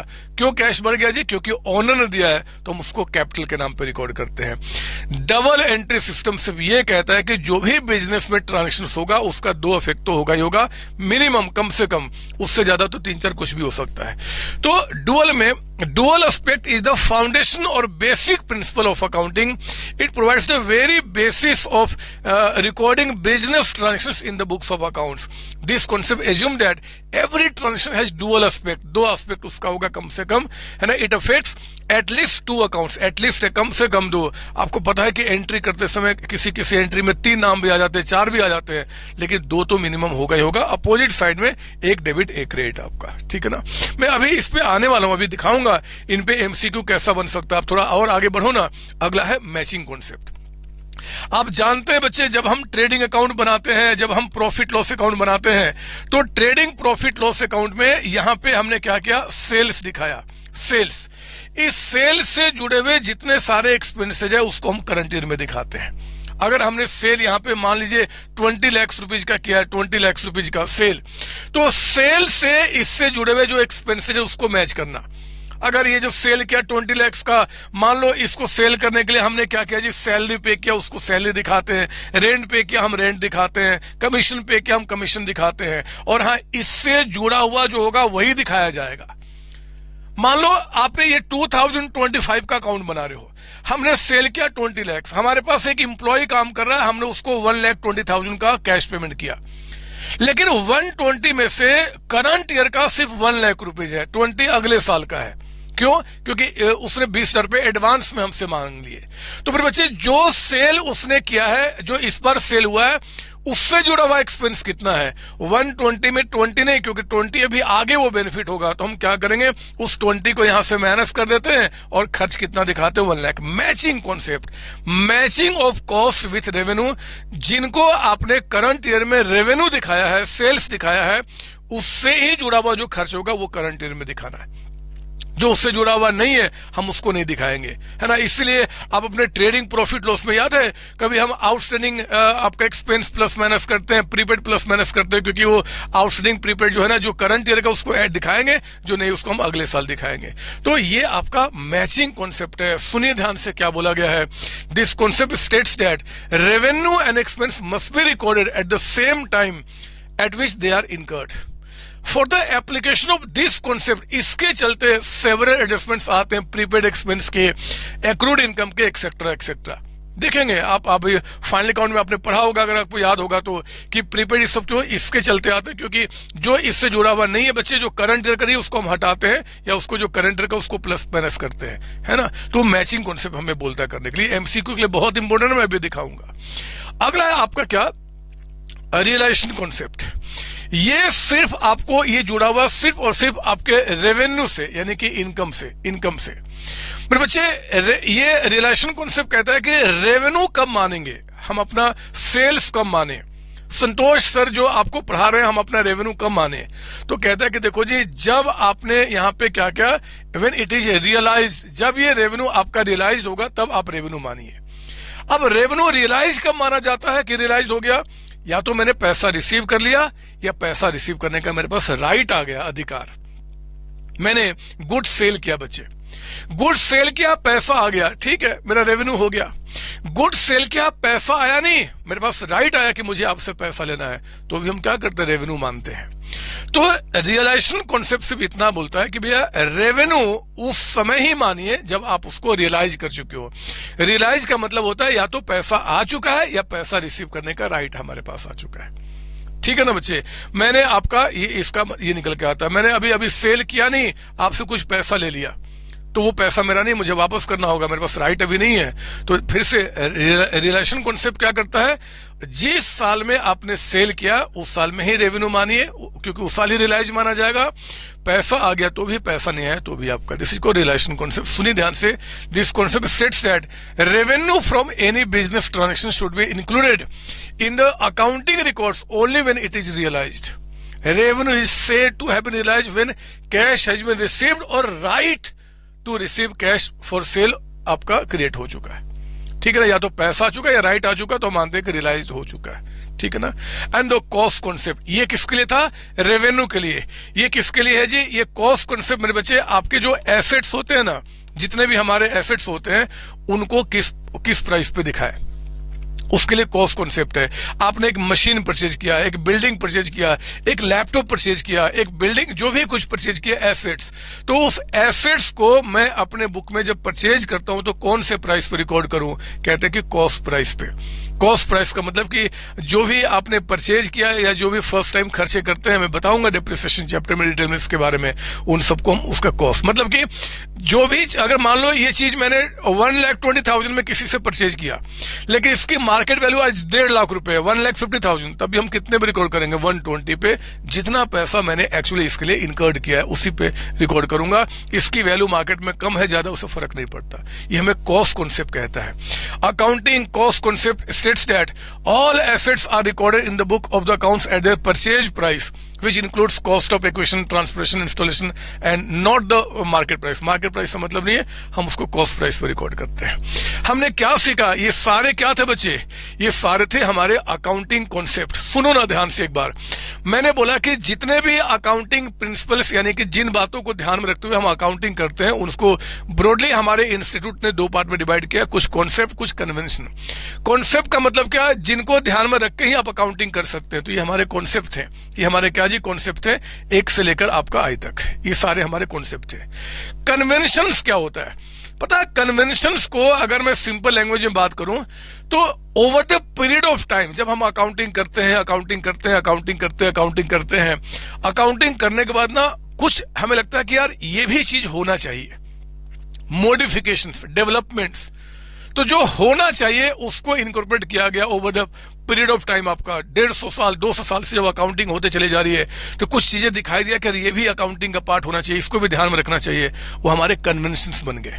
जैसे कि आपका कहता है कि कन्वेंशंस ऑफ कंजर्वेटिज्म, ये क्या होता है कि भैया जो भी फ्यूचर में आपको कोई लॉस होने वाला है, कोई घाटा होने वाला है, उसको आज रिकॉर्ड कर लो, फायदे को रिकॉर्ड मत करना, फायदा जब होगा तब देखा जाएगा। हमारे डेटर्स होते बच्चे, डेटर्स में हमें डाउट होता है कि कहीं पैसा डूब जाएगा, तो लॉस होने के चांसेस है, हम इसी साल क्या बनाते हैं, प्रोविजन बनाते हैं ना, बोलो ना, ये हमें ये बोलता है बनाने के लिए।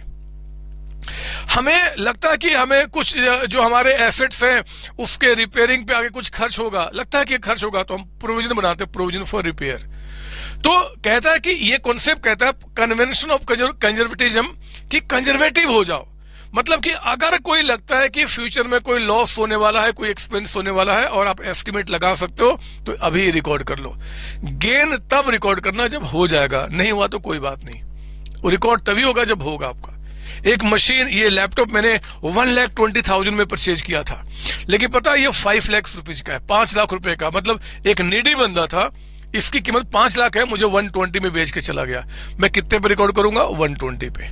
5 लाख पे क्यों नहीं, क्योंकि मेरे बच्चे ये जब बेचूंगा तब तो 5 लाख मिलेगा, फायदा तब होगा ना जब बेचूंगा। मैं कहां बेच रहा हूं, जब बेचूंगा तब, आज नहीं। कंजर्वेटिज्म कहता है कि भैया कोई घाटा होने के चांसेस है, रिकॉर्ड कर लो, फायदा होने के चांस होगा तो आज रिकॉर्ड मत करना, जब तक हो जाएगा, जब हो जाएगा तब आप रिकॉर्ड करना। इन्वेंट्री, मैं आपको बता दूं, इन्वेंट्री जो हमारा स्टॉक होता है ना बच्चे, इन्वेंट्री का मतलब क्या, स्टॉक। मैं लिख देता हूं स्टॉक। आपको पता होना चाहिए कि स्टॉक का जो हम मेजरमेंट करते हैं वो कॉस्ट प्राइस और market price which ever is lower पे होता है, लोअर पे। ये भी पता है क्यों होता है, बिकॉज ऑफ कंजर्वेटिज्म। मैं बताता हूं कैसे। मान लो हमारे पास जो स्टॉक एट एंड है, स्टॉक, उसकी कॉस्ट अगर आपका 20,000 रुपीज है और मार्केट प्राइस आपका 30,000 है, मतलब कि जो स्टॉक है वो हमने कितने में परचेज किया है, 20 में। बेचूंगा तो मुझे कितना मिलेगा, 30 मिलेगा। मुझे बताओ क्या बेच दिया आपने? नहीं सर। तो आप ना उसको लोअर यानी कि 20 पे दिखाइए। क्यों सर 30 पे क्यों नहीं? क्योंकि अगर आप 30 पे रिकॉर्ड कर दोगे ना स्टॉक को, तो जो अभी फायदा हुआ नहीं है, जब बेचोगे तब फायदा होगा, अभी फायदा हुआ नहीं है, आप उसको भी आज बुक पर रिकॉर्ड करोगे, जो कि गलत होगा। इसलिए आप क्या कीजिए, 20 पे दिखाइए। हाँ, अगर स्टॉक की कॉस्ट 20 है लेकिन मार्केट प्राइस अगर उसकी फॉल होकर 15 यानी कि बेचूंगा तो 15 मिलेगा, तो आपको क्या लगता है कि लॉस होगा ना? आज ही रिकॉर्ड कर लो। और आज ही रिकॉर्ड करने का मतलब कि स्टॉक को फिर हम 20 नहीं, हम कितने पे दिखाते हैं? 15 पे दिखाते हैं। पढ़ा होगा आप अपने बचपन में, मैं आगे सिखाऊंगा कि स्टॉक को हमेशा मेजर करते हैं कॉस्ट प्राइस और market price whichever is lower पे। यही रीजन है कि भैया फ्यूचर में फायदा होने वाला है, जब होगा तब देखेंगे, आज कोई मतलब नहीं। घाटा होने वाला है, आज ही रिकॉर्ड कर लीजिए। समझो मेरी बात ना। और इसके चलते मेरे बच्चे होता क्या है कि जैसे मान लो कि ये देखो, हम प्रॉफिट लॉस थोड़ा पतला कर देता हूं। जैसे मान लो हम प्रॉफिट लॉस बना रहे हैं, सुनिए मेरी बात ध्यान से। ये हमारा सेल्स कितना है जी? सेल्स हमारा है सपोज दैट आपका 60,000 रुपीज का। करंट ईयर के जो हमारे एक्सपेंसेज हुए हैं, वो एक्सपेंसेज कितने में? मान लीजिए आपका 35,000। तो हमारा प्रॉफिट कितना निकल के आ रहा था? प्रॉफिट कितना निकल के आ रहा था? 25,000। ये एक्चुअल सेल्स ही एक्चुअल खर्च जो हो चुके हैं। फिर हमें लगा कि हमारे पास जो डेटर्स है, लगता है कि यार उसमें से 2,000 रुपये आगे डूब जाएंगे। अकाउंट्स क्या बोलता है? अभी खर्चा दिखा दो। तो मैं फिर क्या करता हूं, यहां पे दिखाता हूं प्रोविजन फॉर डाउटफुल डेट्स। सिखाऊंगा मैं आपको फाइनल अकाउंट में, आपने पढ़ा है मेरे साथ, अगर रेगुलर क्लास में आप हैं तो। ये कितना बना लीजिए? मान लीजिए 2,000। तो ये 2,000 एक्सपेंस दिखाने से बताओ अब प्रॉफिट क्या हो जाएगा? कम हो जाएगा। 25 ना होगा, कितना दिखेगा? 23,000। मान लो एग्जाम में आ गया कि जो आपका प्रॉफिट है, मुझे बताओ, because of principle of conservatism, because of convention of conservatism जो हम सीख रहे हैं, उसके चलते प्रॉफिट आपका ओवर स्टेट होता है कि अंडर स्टेट होता है? पूछ दे बदमाश एग्जाम में कि जरा बताओ, ये जो प्रिंसिपल अभी आपके संतोष सर जो आपको सिखा रहे, प्रिंसिपल या कन्वेंशन का है, कन्वेंशन भी प्रिंसिपल के अंदर आता है, कि प्रिंसिपल ऑफ या फिर आपका कन्वेंशन ऑफ जो कंजर्वेटिज्म है, इसके चलते मुझे बताओ कि आपका प्रॉफिट ओवर स्टेट मतलब बढ़ता है कि कम होता है? तो कम होता है, क्योंकि ये क्या करता है जी, ज्यादा खर्चा दिखाने को बोलता है, रेवेन्यू ज्यादा दिखाने को नहीं बोलता है। तो प्रॉफिट क्या होगा? अंडर स्टेटेड निकलता है बच्चे, अंडर स्टेटेड। याद रहेगी बात आपको? ये सर अभी दिखाऊंगा एमसीक्यू में। तो याद रखना, कन्वेंशन ऑफ कंजर्वेटिज्म। मजे की बात है कि कंजर्वेटिज्म को ही प्रूडेंस के नाम से जानते हैं, कई बच्चों को पता नहीं होता। प्रिंसिपल ऑफ कंजर्वेटिज्म कह दे, प्रिंसिपल ऑफ आपका प्रूडेंस कह दे, कन्वेंशन ऑफ कंजर्वेटिज्म कह दे, कन्वेंशन आपका प्रूडेंस कह दे, दोनों का मीनिंग से प्रूडेंस ही आपका कंजर्वेटिज्म है। याद रहेगी बात आपको? ये सर। फिर है आपका कन्वेंशन ऑफ कंसिस्टेंसी। हमने ये पाया, हमें बताया गया कि देखो जी, आप जो भी प्रिंसिपल्स फॉलो करते हुए आप अकाउंटिंग कर रहे हो, कंसिस्टेंसी को फॉलो कीजिए। बार बार रूल को ब्रेक मत करो। पहले आप एसएलएम मेथड से डेप्रिसिएशन चार्ज कर रहे थे, फिर आप डब्ल्यूडीवी करना शुरू कर दिए, फिर एसएलएम करना शुरू कर दिए। ठीक नहीं है। जो भी मेथड, जो भी आप प्रिंसिपल को फॉलो कर रहे हैं, they should be followed on the consistent basis, they should not be change frequently. ये आपका कंसिस्टेंसी कहता है। कन्वेंशन है, मॉडिफिकेशन है, जो बाद में हमारे ऊपर डाला गया कि देखो जी ये चीजें भी होनी चाहिए, है ना, उसको हम बोलते हैं कन्वेंशन आपका। तो कहता है कि means same accounting principle should be used for preparing financial statement year after year, continuously वही होना चाहिए। कन्वेंशन ऑफ मर्टिलिटी, बहुत सारे बच्चे इसका मीनिंग गलत समझते हैं। मैं बिल्कुल सिंपल शब्दों में कन्वेंशन ऑफ मर्टिलिटी का मतलब बताता हूं। जब आप कल को सीएमए बन जाएंगे, सीएमए बनने के बाद अगर आपकी मैनेजमेंट आपसे कोई इंफॉर्मेशन मांगती है, तो मेरे बच्चे वही इंफॉर्मेशन इनको दीजिए जो इनके लिए मटेरियल है, मतलब जो इनके लिए इंपॉर्टेंट है, जो इनको चाहिए एक्चुअली। मर्टिलिटी पता नहीं क्यों बच्चे बहुत गंदे गंदे तरीके से इंटरप्रेट करते हैं। हमारे इंस्टीट्यूट ने बहुत अच्छी तरीके से इंटरप्रेट किया है। मर्टिलिटी से भी ये कहता है कि भैया आप अपने फाइनेंशियल स्टेटमेंट से जो भी इंफॉर्मेशन कहीं पे पास कर रहे हैं, जिनको भी दे रहे हैं, आप वही इंफॉर्मेशन उनको दीजिए जो उनके लिए मटेरियल है, जो उनके लिए इंपॉर्टेंट है। जो इंपॉर्टेंट नहीं है उसको क्यों आप उनको प्रोवाइड करोगे? ये मटेरियलिटी होता है बच्चे, मटेरियलिटी होता है। यानी कि जो इंपॉर्टेंट चीजें हैं वही कंसर्न अथॉरिटी या कंसर्न बंदे को पास ऑन कीजिए, मटेरियल इंफॉर्मेशन पास कीजिए। मान लो अब जैसे एक हमारा सीओसी है, एक एग्जांपल बता रहा हूं। सीओसी का जो भी कंपनी का मालिक है, उसने कहा कि भैया जरा बताओ कि खर्चे क्या क्या हो रहे हैं, मुझे खर्चे का डिटेल चाहिए। तो आप अगर सीओसी के अकाउंटेंट हैं तो खर्च जब आप कंपनी के टॉप को दे रहे हो ना बच्चे, मैनेजमेंट को दे रहे हो, तो आप बोलोगे कि यार पेन पे इतना रुपया खर्च हो गया, पेंसिल पे इतना खर्च हो गया, पानी पे इतना खर्च हो गया, तो वो गलत होगा। वो उसके लिए मटेरियल नहीं है, उसके लिए मटेरियल क्या है, प्रिंटिंग स्टेशनरी पे कितना खर्च हुआ। वो 2-4 रुपए का थोड़ा हिसाब रखेगा, हाँ प्रिंटिंग स्टेशनरी इकट्ठा होकर कितना खर्च हुआ उसके लिए मटेरियल होगा।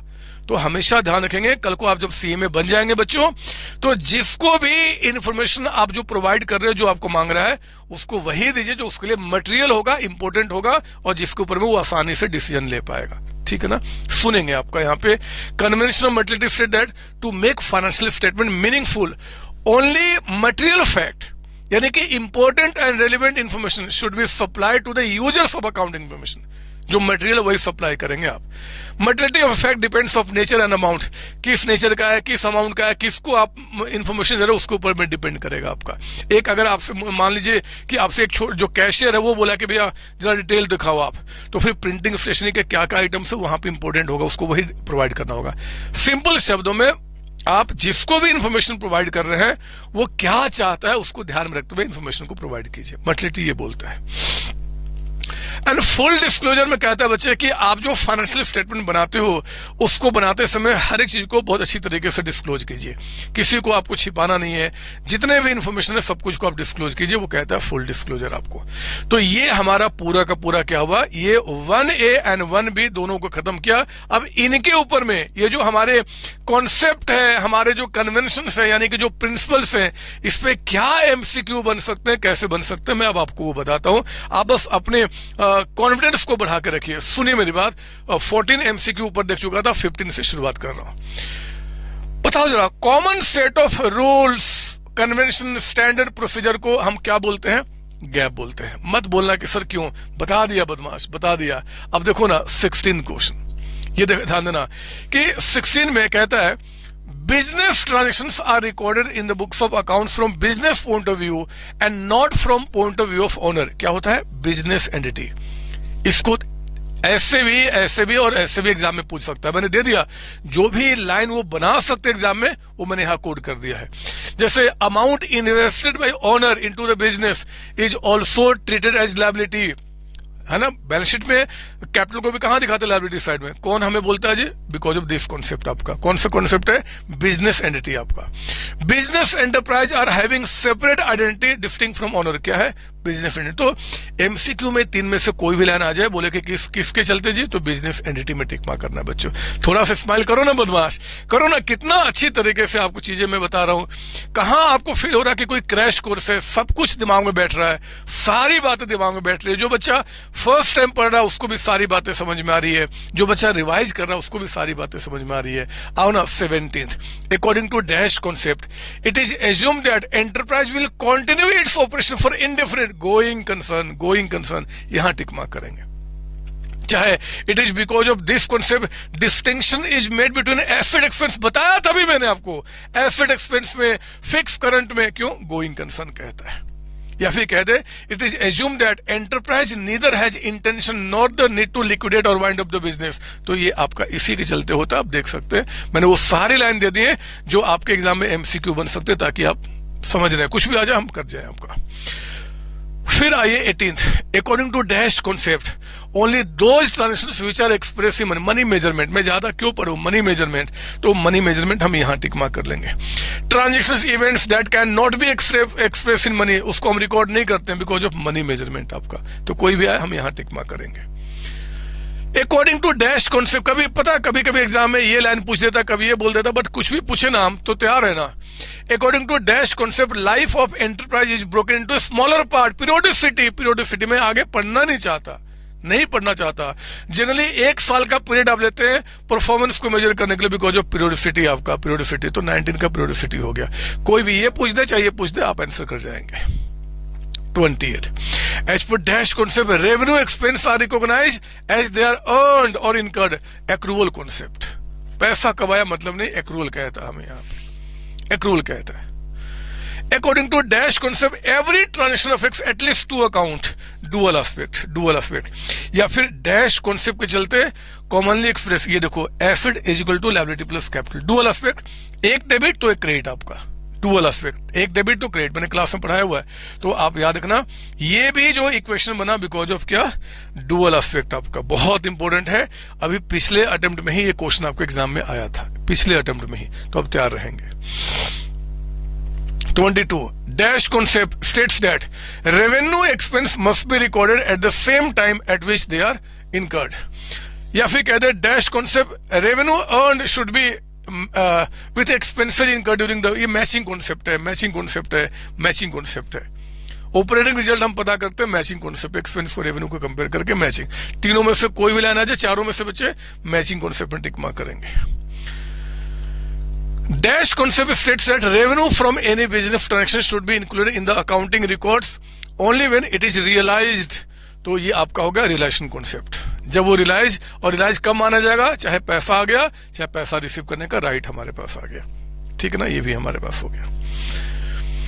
According accounting cost concept states that assets are recorded in the book of account at their purchase price which includes cost of acquisition। ओहो, ये तो पता मैंने क्या क्या गलती कर दिया, ये था आपका अकॉर्डिंग टू डैश कॉन्सेप्ट, यहां तो मैं सही कर दूंगा आपके क्वेश्चन में, ये था अकॉर्डिंग टू डैश कॉन्सेप्ट, तो क्या था, कॉस्ट कॉन्सेप्ट, यहां टिक मार्क करना था, मैंने आंसर लिख दिया, कोई बात नहीं, गुस्सा नहीं करना। 25 is based on the principle anticipate no profit but provide for all losses, conservatism हम यहां टिक मार्क करेंगे, ये हो आपका। या बोलते हैं कि dash is based on the policy of playing safe in regard of showing profit, safe play करना प्रॉफिट को शो करते समय, सेफ मतलब क्या, कम प्रॉफिट दिखाना, कौन कहता है, कंजर्वेटिज्म, ये भी सेंटेंस याद रखेंगे। The main objective of this convention to show minimum profit, conservatism दिखाया, अभी मैंने प्रूफ किया, will lead to reduction in capital of the enterprise, अगर प्रॉफिट कम होगा तो कैपिटल में कम प्रॉफिट ऐड होगा, कंजर्वेटिज्म को फॉलो कर रहे हैं तो प्रॉफिट कम निकल रहा है, कम प्रॉफिट कैपिटल में ऐड करेंगे तो कैपिटल क्या होगा, कैपिटल की कमी दिखेगी, रिडक्शन ऑफ कैपिटल दिखेगा, तो सब हमें क्या करता है, कंजर्वेटिज्म, चारों में से कोई भी लाना आ जाए बच्चे, आपको यही टिक मार्क करना है। क्लियर ना आपको, अब तो समझ में आना चाहिए, सब बता दिया मैंने। Convention of dash mean same accounting principle should be use year by year, आपका ये था कंसिस्टेंसी था हमारा। Convention of Dash states that to make financial statement meaningful, only important and relevant information should be supplied। ये materiality कहता है आपको, important के बाद जब भी आ जाएगा मटेरियलिटी हो जाएगा। और आपका कहता है यहाँ पे Convention of Dash requires all materials and relevant fact concerning financial statement should be fully disclosed, full disclosure आपका निकल के आ गया। और ये हमने क्या किया, यहाँ पे हमने एंड किया बच्चे।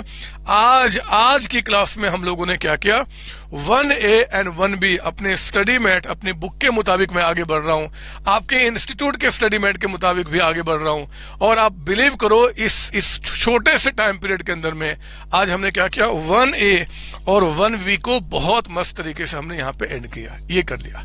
अगली क्लास में हम जब मिलेंगे तो 1C 1D को खत्म करेंगे, ये चारों मिलके आप देखेंगे एग्जाम में कम से कम आपका 8 to 10 मार्क्स इससे क्वेश्चन एग्जाम में बनते ही बनते, कम से कम। तो हमने 2 को अच्छी तरीके से खत्म कर लिया। और आप ध्यान रखना, मैं आपको बता दूं हमारी तैयारी करने का तरीका, ABCD 2 3 4, उसके बाद ये कॉम्प्रिहेंसिव रिवीजन हम लोगों ने रेगुलर क्लास में भी किया है, हम उसको तो करेंगे और भी ट्रिकी कुछ बन सकता है वो सब कुछ कवर कराऊंगा, ताकि जो मेरे पेड स्टूडेंट्स हैं चाहे जो सेल्फ स्टडी कर रहे हैं सबको मस्त तरीके से सारी बातें समझ में आए। तो यहाँ पे हम इन चारों को मिला के और भी ट्रिकी क्वेश्चन करेंगे।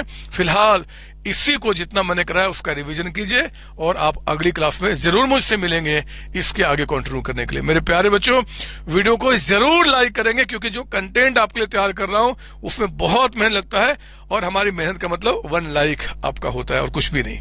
All the best. मैं जानता हूं मैं फ्यूचर CMA से बात कर रहा हूं, आपका नाम जो भी होगा आप अपने मम्मी पापा को बोल देना कि संतोष सर ने बोला है कि मेरे नाम के पहले अभी से CMA लगाना शुरू कर दे। लिखना नहीं, केस हो जाएगा जब तक कि डिग्री नहीं होगी, लेकिन बोल तो सकते हैं, मन तो बोलेगा, मन तो गवाही देगा कि हाँ आज से कुछ समय के बाद हम CMA बनने वाले हैं और खूब सारे सपने अपने पूरे करने वाले हैं। ऑल द बेस्ट बच्चे, मिलते हैं नेक्स्ट क्लास में अगले पार्ट में इसकी एंट्री करने के लिए। Thank you. जय COC, जय CMA, जय मेरे बच्चे, आपकी बात कर रहा हूं। Thank you.